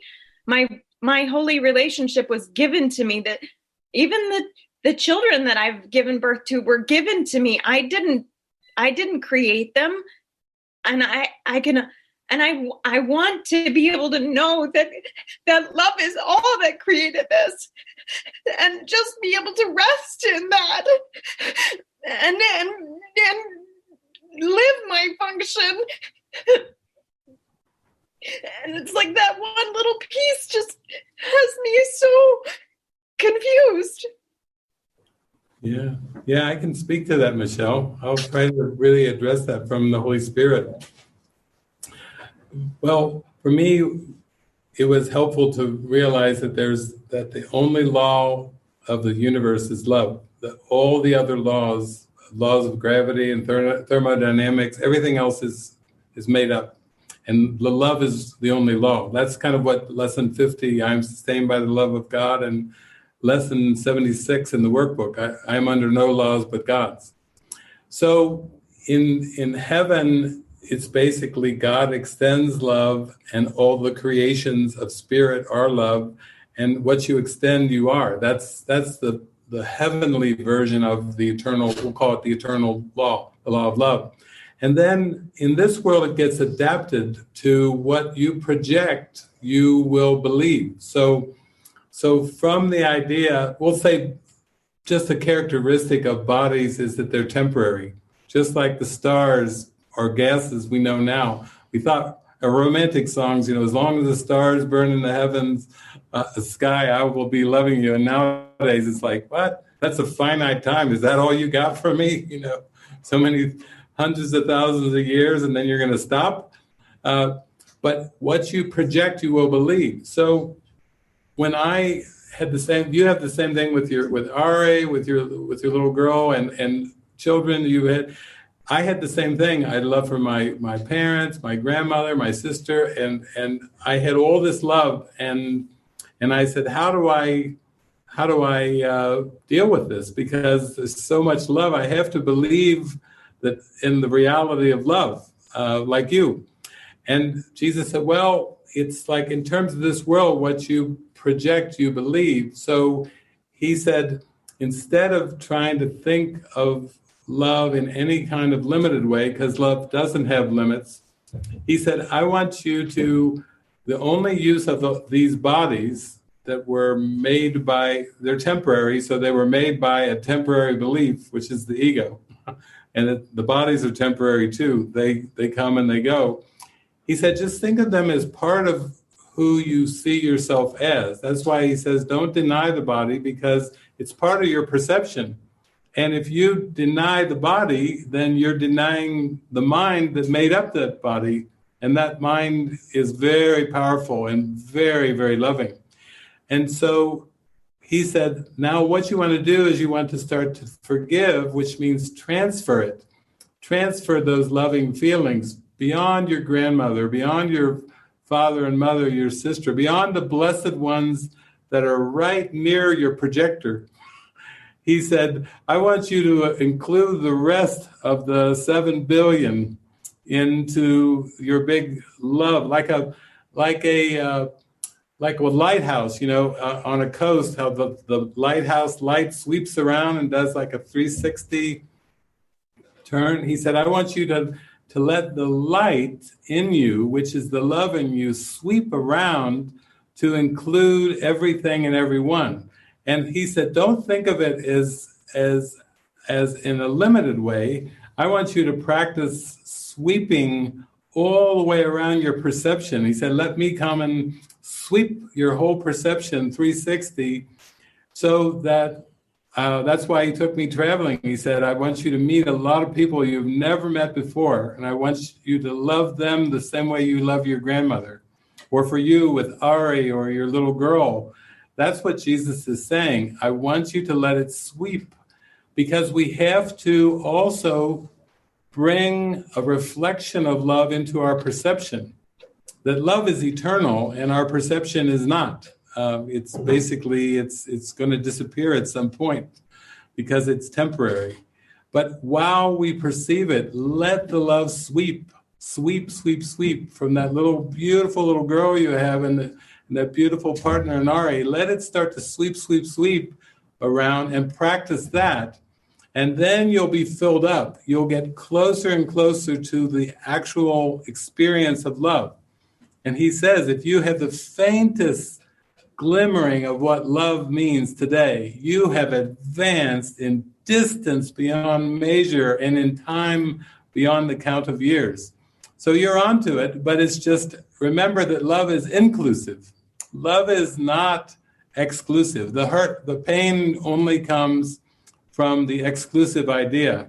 And in the end, there's no spot where God is not. Just remember that we come fully into the love when we realize that. You can just transfer it. So thank you, Michelle. Thank you. That's an important question for everyone.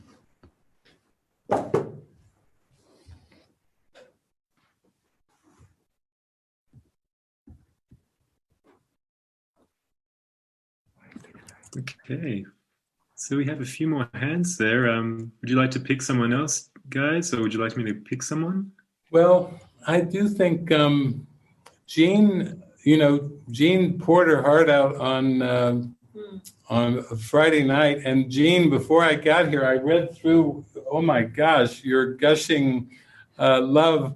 But I think it's even better to have you come on camera here for all of us, because that's such a miracle. You've gone from the pits of despair, and now you're glowing like a shooting star.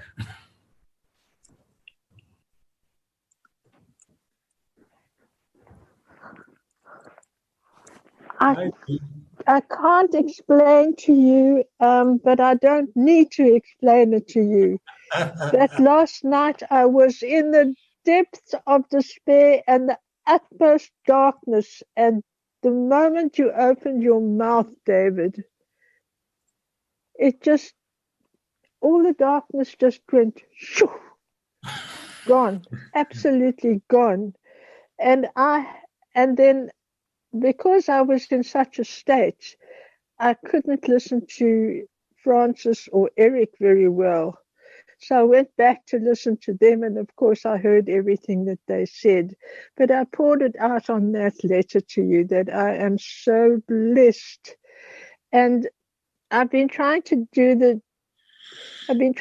those first lessons of the Course in Miracles, and I just couldn't get it. It didn't make any sense. And all of a sudden, it was like a huge big light went over my head and my brain and everything. And I'm just so grateful to you. I've been listening to them, to the teachings again, and I'm just so grateful. And even though I'm in agony right now, can you see it in my face? No, but I am in agony, but I just feel so grateful. So thank you. Thank you, Jean. Thank you. We love you. Thank you. Who was the one you were just pointing to, Marina? Get the gallery view back there. So we have the names over here with the hands up. So we have Kamas, Monastery, Dennis, we have Lisbeth over here, and Steve. Okay. Well, Dennis, maybe we'll go to Dennis next. Every time I see your face, my heart melts, because you are one of the most innocent eyes I've ever seen in my life. So let's go with Dennis here.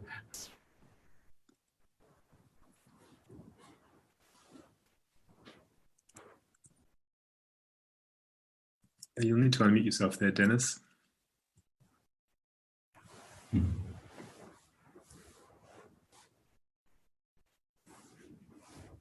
Dennis, can you hear us?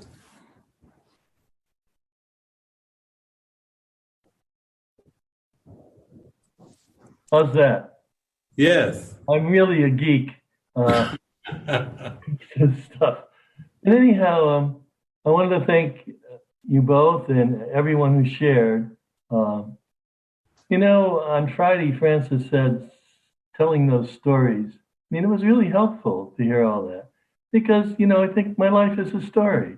And that one line that Judy Hutch said, make the commitment first. I mean, I could feel chills now. I mean, I just sat straight up. During the movie, there was a line that the woman who's on the plane that he helps, she said, I see all the people I love on the merry-go-round. You know, and I started wondering, like, who would be on my merry-go-round? And it just took me back to my mother. Like when I was a very young boy, I mean, we were very close and I loved her. And so this is what I imagined that, you know, we were so close. And when Dad came home, that was gone. You know, like she was somewhere else. And so, like, she got a stroke, and I was told to say all these prayers by one of the nuns, and I did. You know, I went to church that day, and I figured she was going to live. And of course, she didn't. She had another stroke, and she died. And so, like, what I realized is that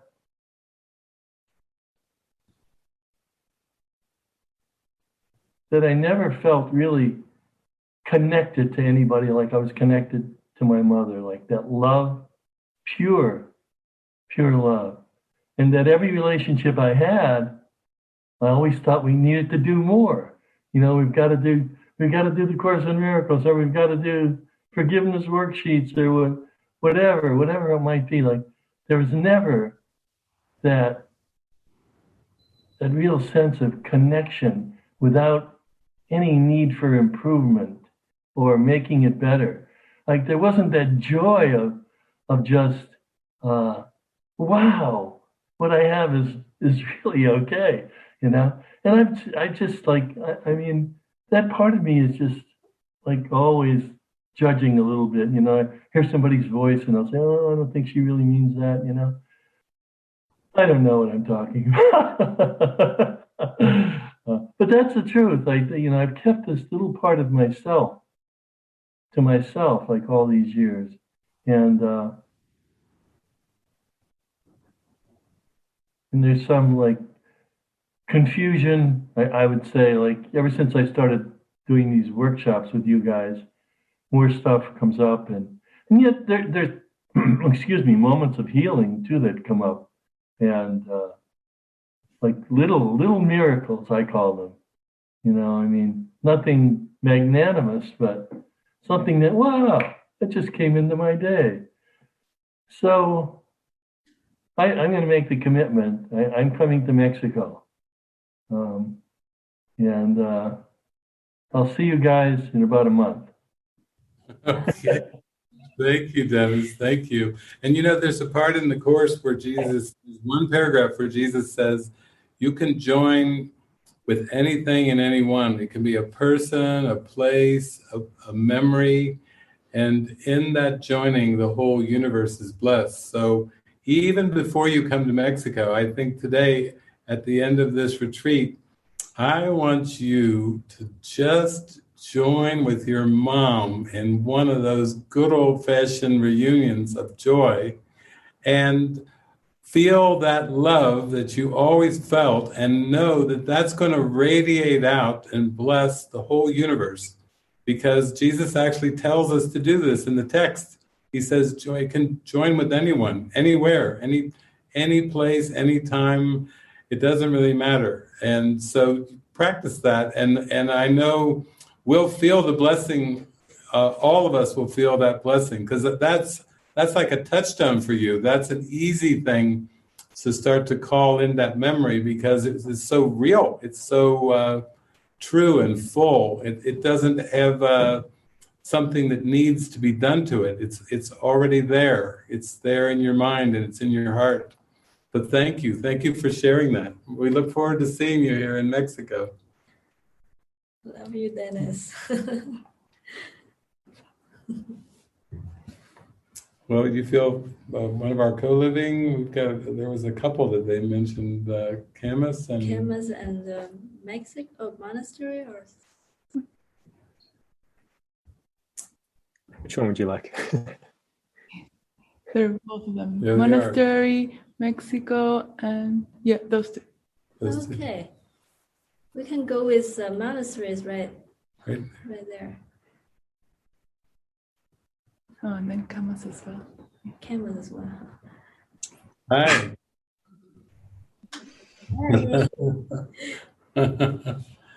What I wanted to bring to the conversation is the movie and how it helped flesh up 3 beliefs for me. And I was able to write them out in an email to you, but I also had a chance to join with Edna, and we did a expression session together. So that was helpful. But the first one I saw was being a good person has value. When they were in relationship, the couple was in relationship in the beginning of the movie. That sacrifice to serve has benefits. These are actually beliefs that I want to let go of myself. And that longing for special relationships provides comfort. So for me, being a good person was like sitting on the fence, being neutral and avoiding conflict. That has value, so I can control my peace while walking on eggshells in relationships. The value of being a good person, as I saw it then, was I could be numb, like the Walking Dead, and ignorant that the power of my mind has been given away, which resulted in me being a carpet that was being walked on. And the last one was sacrifice in special relationships. Oh no, the next one's sacrifice. With compromise, things can progress without rocking the boat, is what I believed at that time. And if sacrifice is done without expectations, I can become a valiant hero. And then the last one about special relationships, because that's all I've known. Seeing the couple unite at the end of the movie, it really activated sadness and a longing for personal love that I've known all along. And now I realize that the comfort of being in personal love is easier to access than love of self. So that's why I'm in co-living, so I can access that love of self and really look at these 3 beliefs that I shared with you, that those are actually failures of failed relationships because I want to be in competition with God. So I felt these and I expressed them with Edna, and I want to just uplift these buried deprivation beliefs to reveal the unhealed healer, which the movie was about, and then just let these go. And I also want to express my gratitude for Kenneth and Marina with their beautiful commentary. And I'm really grateful for the holy relationships I'm developing here in co-living. Thank you. Thank you. Beautiful. Thank you, Christopher. You. Thank you. Yeah, wow, you're shifting into the involuntary mode of the miracle, because those beliefs you talked about are like Sisyphus trying to roll the stone up the mountain. It's a lot of work to try to maintain those beliefs. So now I think you're ready to go down the water slide and splash in a beautiful involuntary way. So that's fantastic. Thank you, Christopher.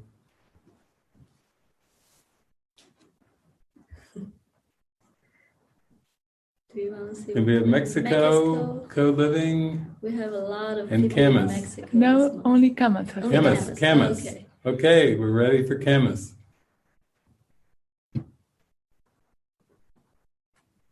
John, I sort of wanted to come up here and make myself real to this community.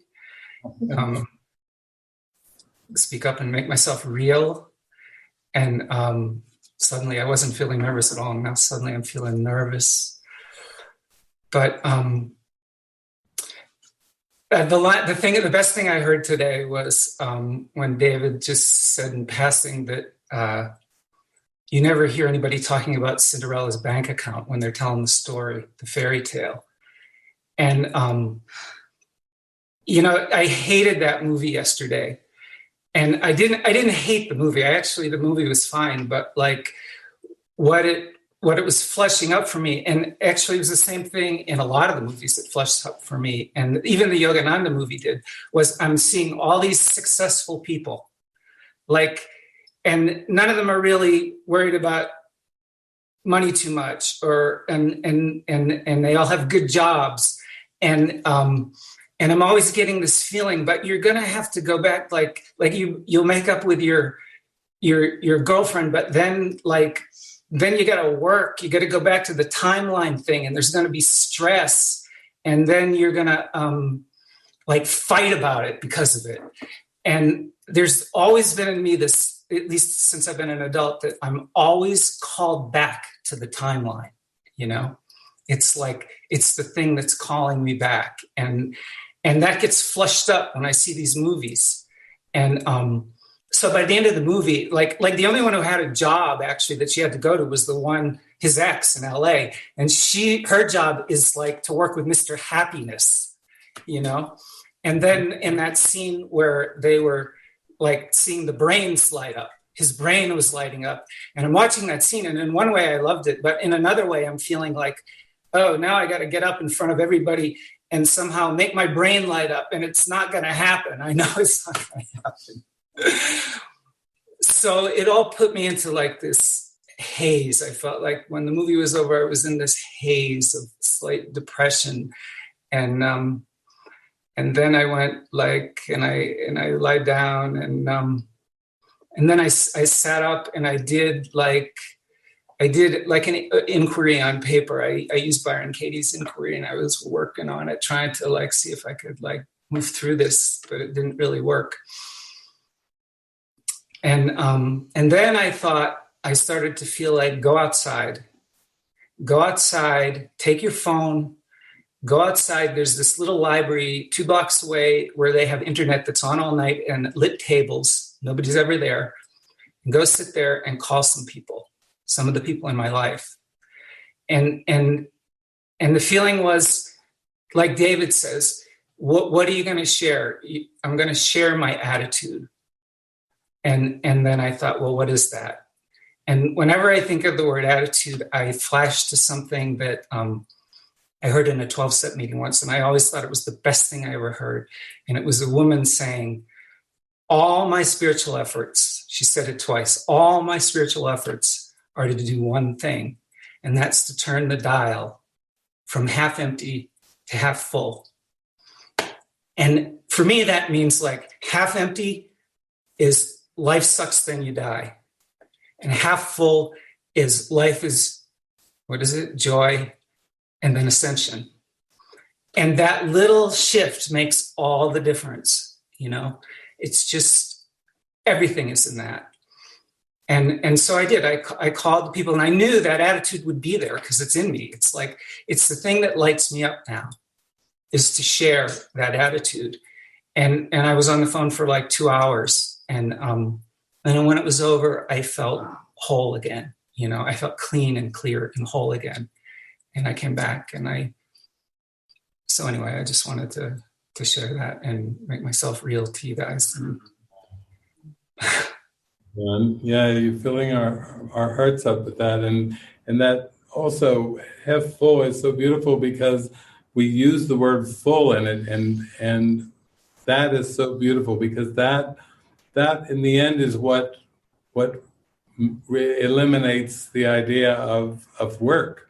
At the beginning, when we're giving ourselves over, it seems like work, and then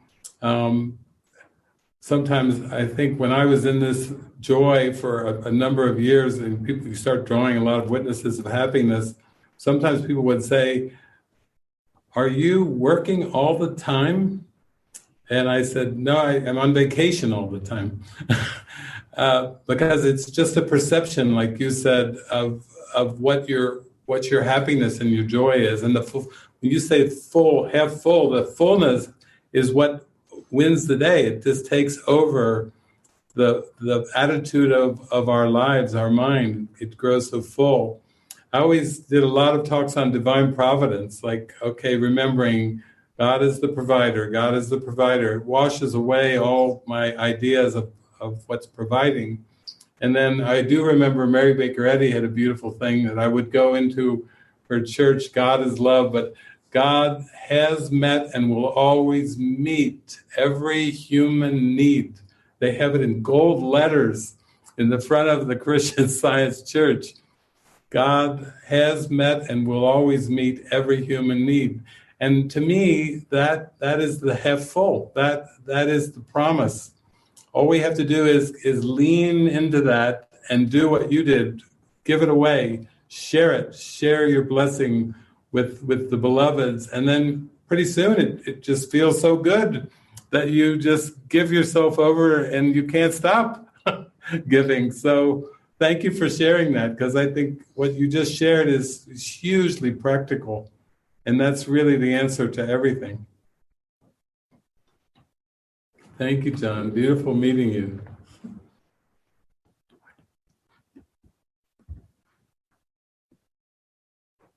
We have Mexico, we have Steve, and let me see, we have There's Joel, Steve, Joel, and Seema. Okay. Well, let's go in that order. What was the first one? Mexico? Yeah. I think I saw Colin, my beloved friend Colin. We there. have, yeah, there he is. Colin. They can unmute right there. Hey. Hi, Colin. Hey, David.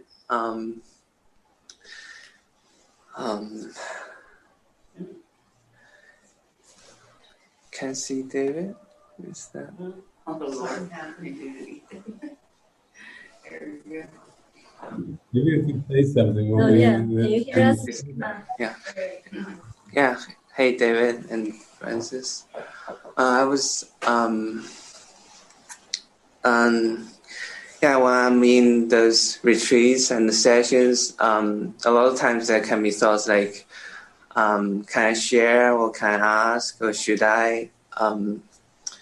And a lot of questions like I already brought up in my emails to Frances, and I want to trust whether she reply or not. And today I kind of just thought maybe because I always like want to talk to David and Frances, and today I kind of felt maybe I could just share what I feel in the moment.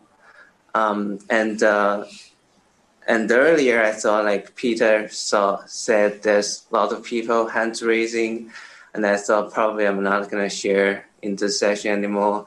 And then you guys said Mexico, and everyone was like, no one is raising hand in Mexico. And so I said, I actually, maybe I can share. So yeah, it's just, maybe it's kind of given, but I don't know. It's,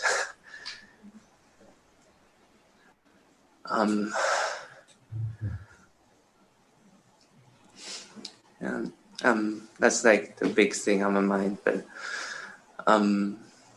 we also like I haven't been talking to David or with David, like really talking for years. Like I guess there's this question on my mind, like where I'm at, and like including like what David said, like I have this mighty function or destiny going on like years ago, like where am I at?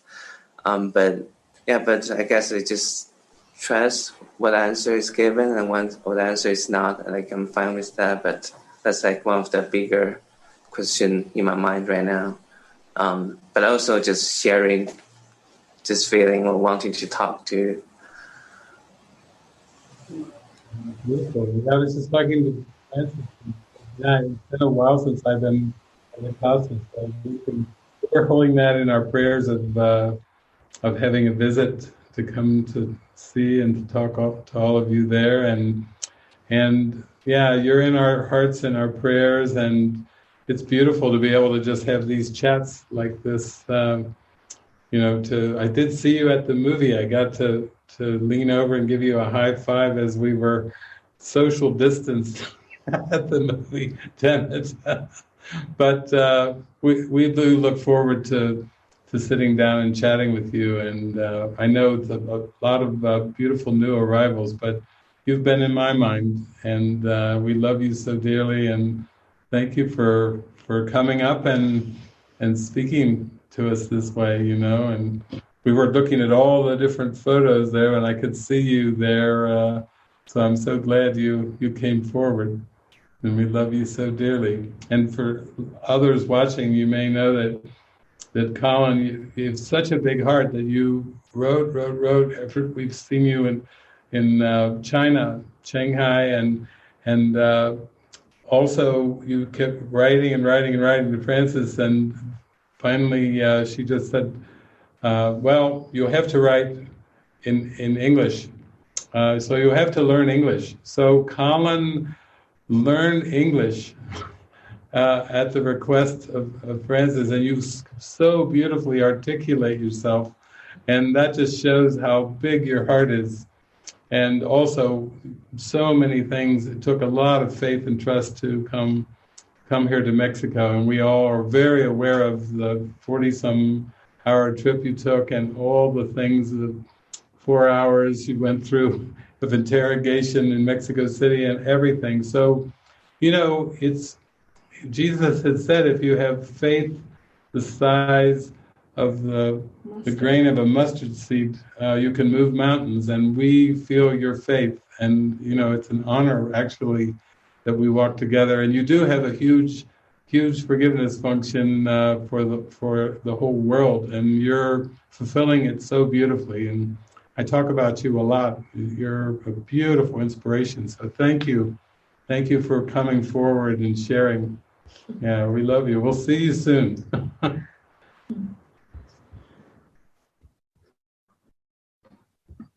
Okay. Well, there's 3 more hands. We have Steve, Jewel, and Seema. Okay. You go with Steve first. Yeah. Go with Steve? Okay. You can speak now, Steve. Hello. Oh my goodness.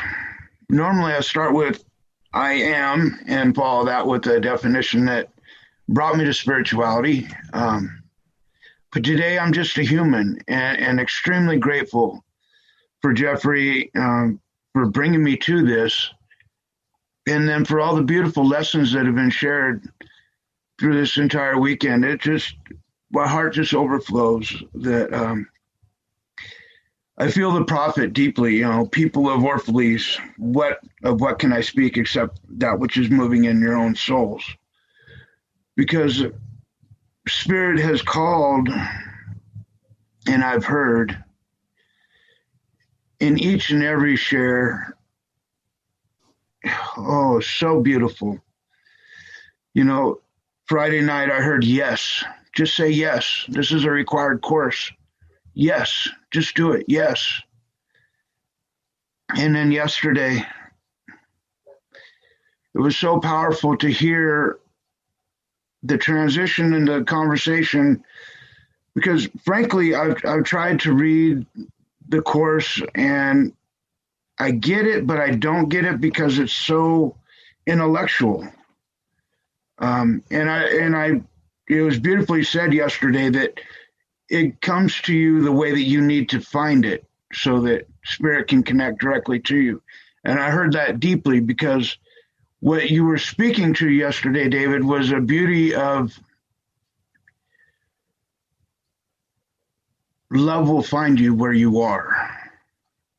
And that this is a love school. I wasn't getting that from the literature at all. But I feel it deeply in my soul that only this moment is where God is. And that this is where I can tap into the love This is where I can tap into my purpose, is right here, right now, not what I did yesterday, that carpet rolling up. Beautiful analogy. And the future that's Creator's business. That's his love to be expressed. So my heart is just so full, and I just want to express that gratitude, that love that I feel for each and every one of you. Frank, I truly hope that we get to connect this afternoon, because there was something from that dinner that we shared that came back in strongly when you were sharing again today. And hopefully we, right, can find the key to love for each other. Because by forgiving you that I'm forgiven. So thank you. Thank you. Thank you. Thank you, Steve. Yeah, Jeffrey's talked about you. I'm so happy to meet you. That's so beautiful. I'm so grateful. Hope to get up your way sometime too. That would be beautiful.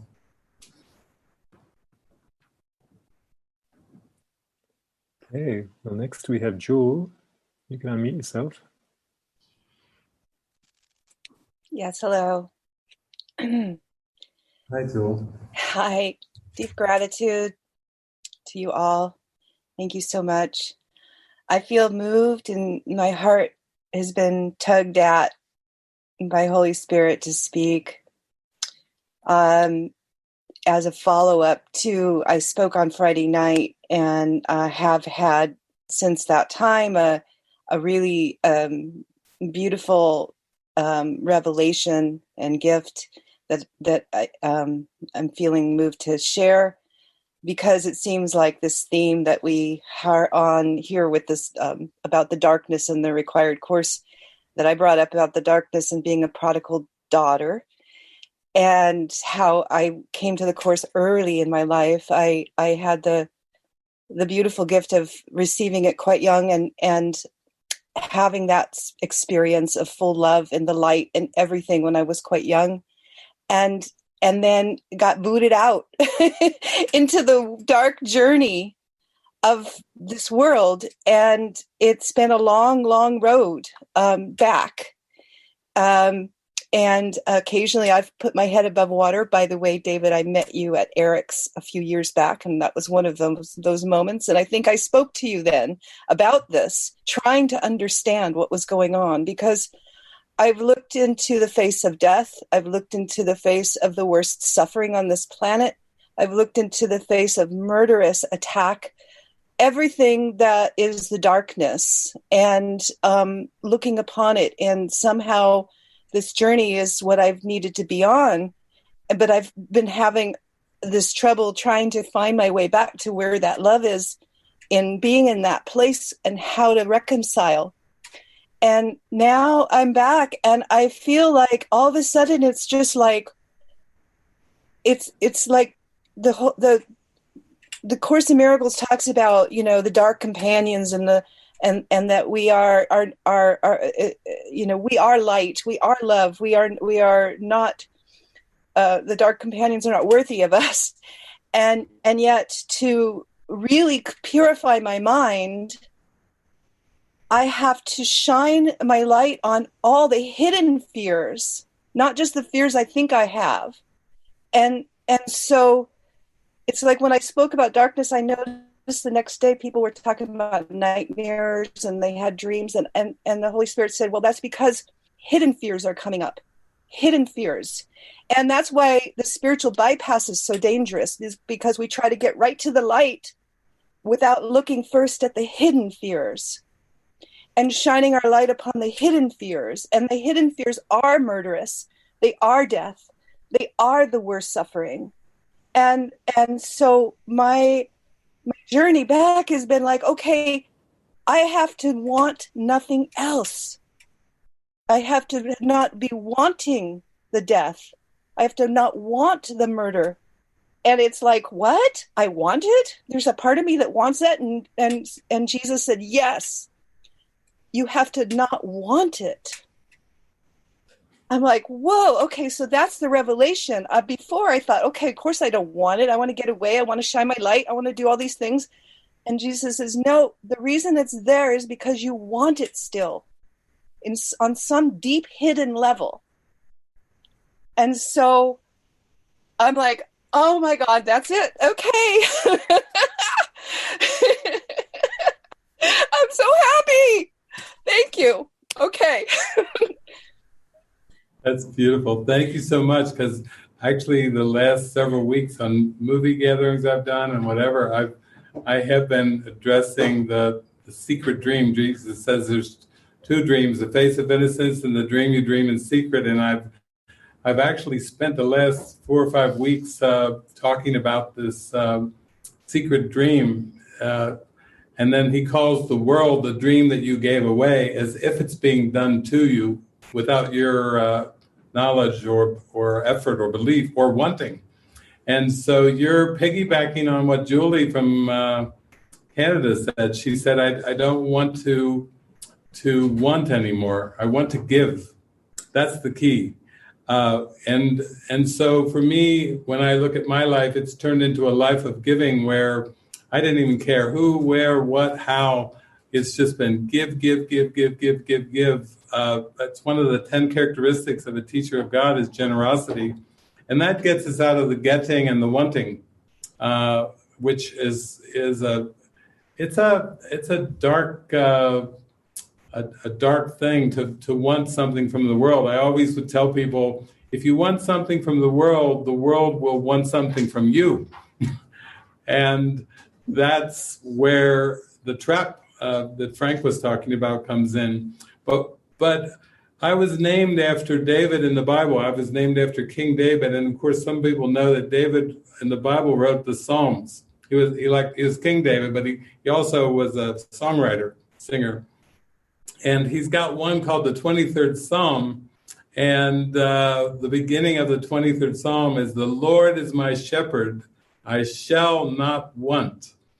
And so you can just put the darkness after that famous psalm line, the Lord is my shepherd, I shall not want darkness. It's hard to face at the beginning, because of all the murderous, raging, deep things that you've seen. You have to start to say, I need to release my mind from wanting this. I need to acknowledge the power of my mind, the power of my wanting, and now I'm going to aim my wanting at something else. Giving.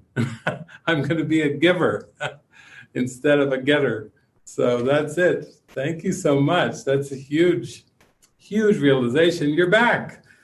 It's like Dorothy and the Wizard of Oz. You're back, and it seems as if you never left. It was just a dream. That is happy when you realize you bring the power back to your mind instead of this is done to me, why these miseries and murders. But Jesus said the secret of salvation is by this. It is this that I did. You're doing this to yourself. It is this I will undo. But it is very empowering. Like what you're realizing is very empowering. Oh my God, that's because I want it. Then I can unwant it. That's it. So. Very good. Thanks, Jewel. Also, I just have to say, too, when you said the word light, the lights came back on here in Mexico and from the rest of the house. So that was pretty powerful, too. Wow. So, we have just one more hand. We have Seema with her hand up. You can go ahead and unmute yourself. Hi. Hello. Thank you. Okay. I just want to, I feel like Jewel just kind of expressed, so I have just one thing to share and then a question. And what I wanted to share is, as you both know, I'm in the middle of this really big forgiveness lesson, and it began like on Wednesday, Thursday. And at that same time, I was inspired to draw this drawing of Mary Magdalene. And I've been doing these drawings, and usually it'll come, like there's a picture of her, and then there's the symbol. And the symbol that was coming was the peacock. And I was really surprised because the peacock is like such an Indian symbol. I'm like, peacock, like, okay. So I was, drawing it, and then I looked up, and peacock in some Christian circles is a symbol of resurrection, which I didn't know that. So I thought, wow, this is really powerful. And as soon as that was complete, the forgiveness lesson came in, like literally on one side, the symbol, and then on one side, this huge, huge lesson. And it was like I was thinking about at our minister ceremony, you talked about Marina and her dress and the resurrection. What happened was pretty much like Thursday, Friday was crucifixion. It was like, that it's being done to me. I'm crucified, the whole gamut, everything. And then Sunday, here's the resurrection. Like, that's what I feel like, here I am. So I just felt to share that. And then the question is, I know I've read this idea that if you can forgive one brother completely, if you can love one brother completely, like that is enough. Like that just extends. And I read this, but I'm just understanding it because this whole thing has just taught me. Looks like Seema just dropped out. It looks like she's dropped out of the room. Well, I think what we can do, Pete, is Erik was going to sing a beautiful closing song for us, and then Seema may have to restart her computer. So if Erik sings his closing song, then we'll see if Seema has been able to reboot, and we'll let her ask her question. And then also we have a little Jesus clip coming as well. So we'll hopefully get Seema's question in here too. But right now, in our resurrected studio in Mexico, with the lights back on, that's amazing. Erik is putting so many hands on. He's wearing all his hats on. He's put his singer-songwriter hat on now, and he's got his guitar, so he's very flexible. Okay.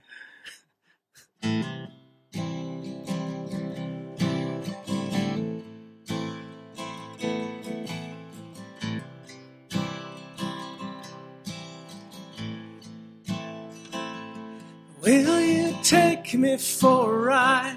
I'd like to see the other side before I go. There's just some things I really want to know.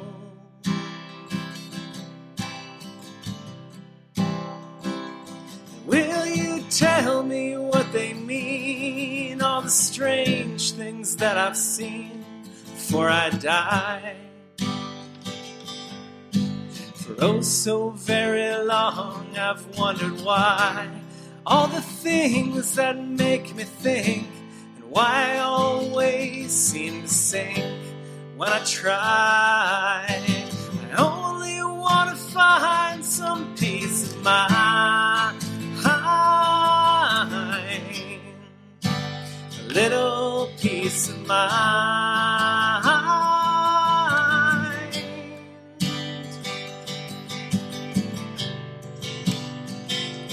I'm a seeker on a quest, chasing what I know is best for my soul. Trying to do the things that'll guide me home.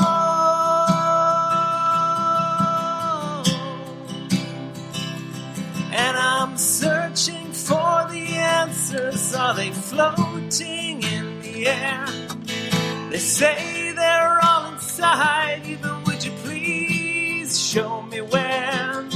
The lights that look like heaven, they blind you in the eye. And all your deepest questions that you ask begin with why?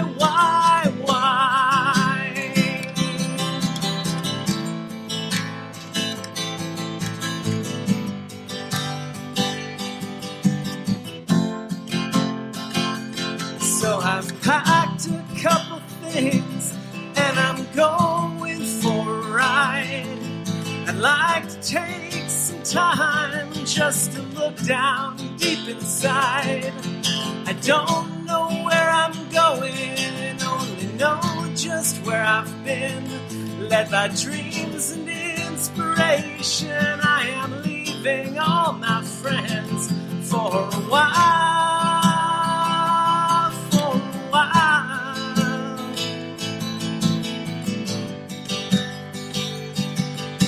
I left all my possessions for a while.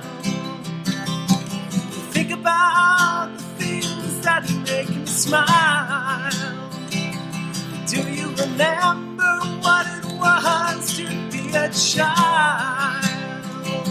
If we could only find all the things we've left behind on the road that leads us to our peace of mind.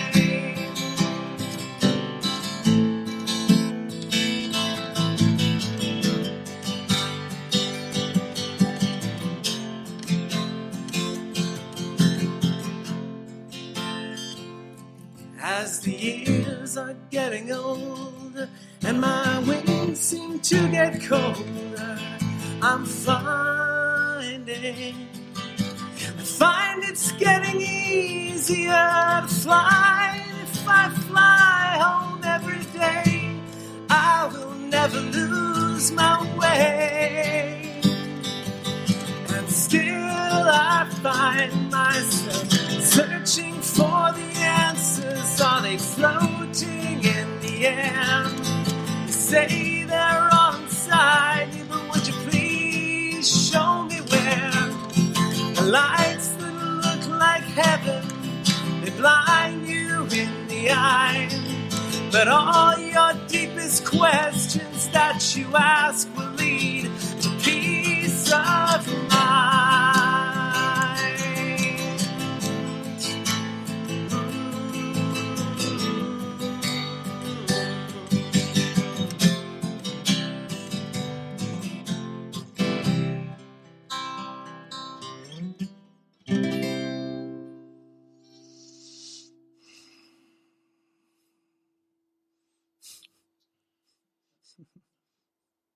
Beautiful, beautiful.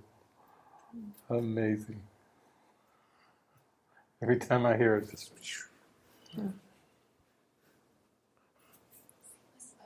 Seema. Seema, yes. I'll unmute you now, Seema. Oh, that was really funny. Thank you. I guess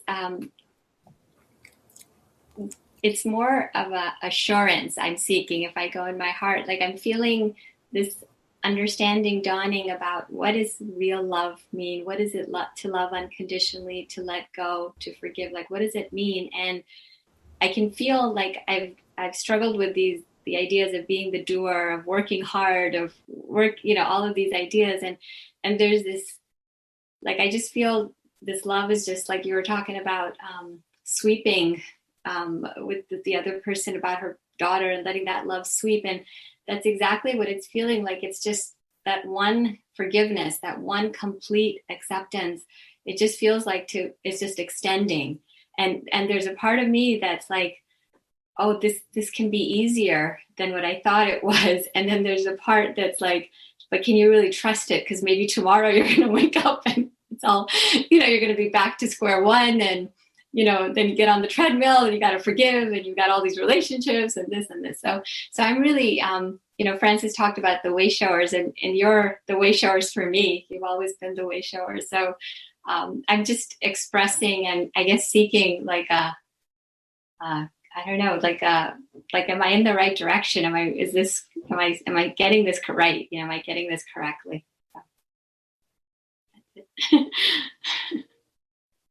Yeah. I don't know what else you can do except to take what is right in front of you and give it 100%. And that is the end of everything, with going into forgiveness as if there is no tomorrow. And this is the only lesson there is. And I see that is what you're doing, because that's what is right in front of you, presenting to you, and you're just saying, okay, I'm all in. And there is nothing else. Yeah. And you've been demonstrating that, you 6 years old, come across from India, and then medical doctor, raise your son, you've fulfilled your mother duty, you've done so much, you've poured your heart into being there. Last time I talked to you, you were with your mother watching the Yogananda movie together, welcoming her upstairs with you, loving your father, and now it's like the transfer is letting it sweep all around to include Seema and include everything and everyone. And you've been kind of using fully the Spirit's use of symbols and also outgrowing certain symbols. And then when it comes down to interpersonal relationship, there's certain things that come and rise up, and that's where the pain has been. Your Thursday and Friday, you went into the tomb, because when we look at love in an interpersonal way, there are things like loyalty and longevity and frequency of contact and communication that are all part of that package. And then when we asked to really forgive and to transfer this training and let it sweep, full 360 sweep across the whole world that we perceive, then suddenly even those aspects of the interpersonal relationship have to be lifted up to something higher, a higher vision. So take something like loyalty. Loyalty, you've been very loyal to your son, you've been very loyal to your parents, you've been very loyal to your partner, and now in the prayer to forgive, it's like Jesus is saying, now turn your loyalty completely to God. And as Steve was just sharing, to this moment, to turn your loyalty to this moment. Now allow all the loyalties of the past and loyalties of the future to be swept up in the big sweep of the light, and turn your loyalty to God. Someone once asked Jesus 2,000 years ago, and they called him good. They actually called Jesus good, and Jesus said, "Why?" To use Erik's song, "Why? Why do you call me good?" And he pointed to God. In other words, his whole focus was on God, not on the person of Jesus. He was basically demonstrating this beautiful, unconditional agape love, and he was saying, if you can feel it with what I'm sharing in my love, then you can feel the love of God. And that's now the next turn of your spiritual journey, where you take something like loyalty, and the ego will jump on that like a hot potato and try to roast it. and all as Jesus is saying is, give it to me. Let's aim that loyalty now for the highest of the high. Let's aim that loyalty to the Creator, and right in this moment, your state of mind, this moment, you have to be loyal to true empathy to your joy, to your happiness, to your bliss, to your peace of mind. And that you must be steadfast in now. You must put that as the top priority. So yes, of course, we give the blessing of assurance that you can do that. It's inevitable. You can be very strong in your loyalty to peace of mind and happiness in this moment. Thank you, Seema.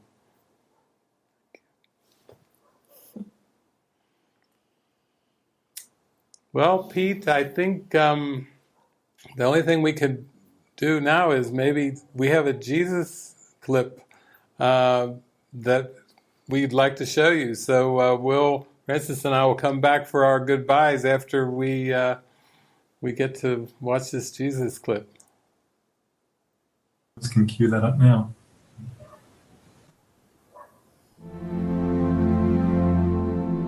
Jesus said, "Be of good cheer, I have overcome the world." He simply merged with the light of God. He merged with the Holy Spirit. And therefore, he was unaffected by anything of time and space. And he demonstrated that by calming the waters, seemingly, mind over matter, by casting out demons, by raising the dead, by calling Lazarus, who'd been dead for, 3 days, and he was stinky in the ego's perception, but he called him out in his grave clothes, and people were astonished. Martha and Mary, Lazarus's sisters, they just turned white, because the belief in the mind was dead means dead and gone. Now, this was not a common thing to have the dead coming back. But again, all Jesus was showing was this is a dream, a projection of private minds and private thoughts. And when Jesus is the great symbol of seeing that's impossible, then sickness and death cannot coexist because they have a basis in the belief in private minds and private thoughts.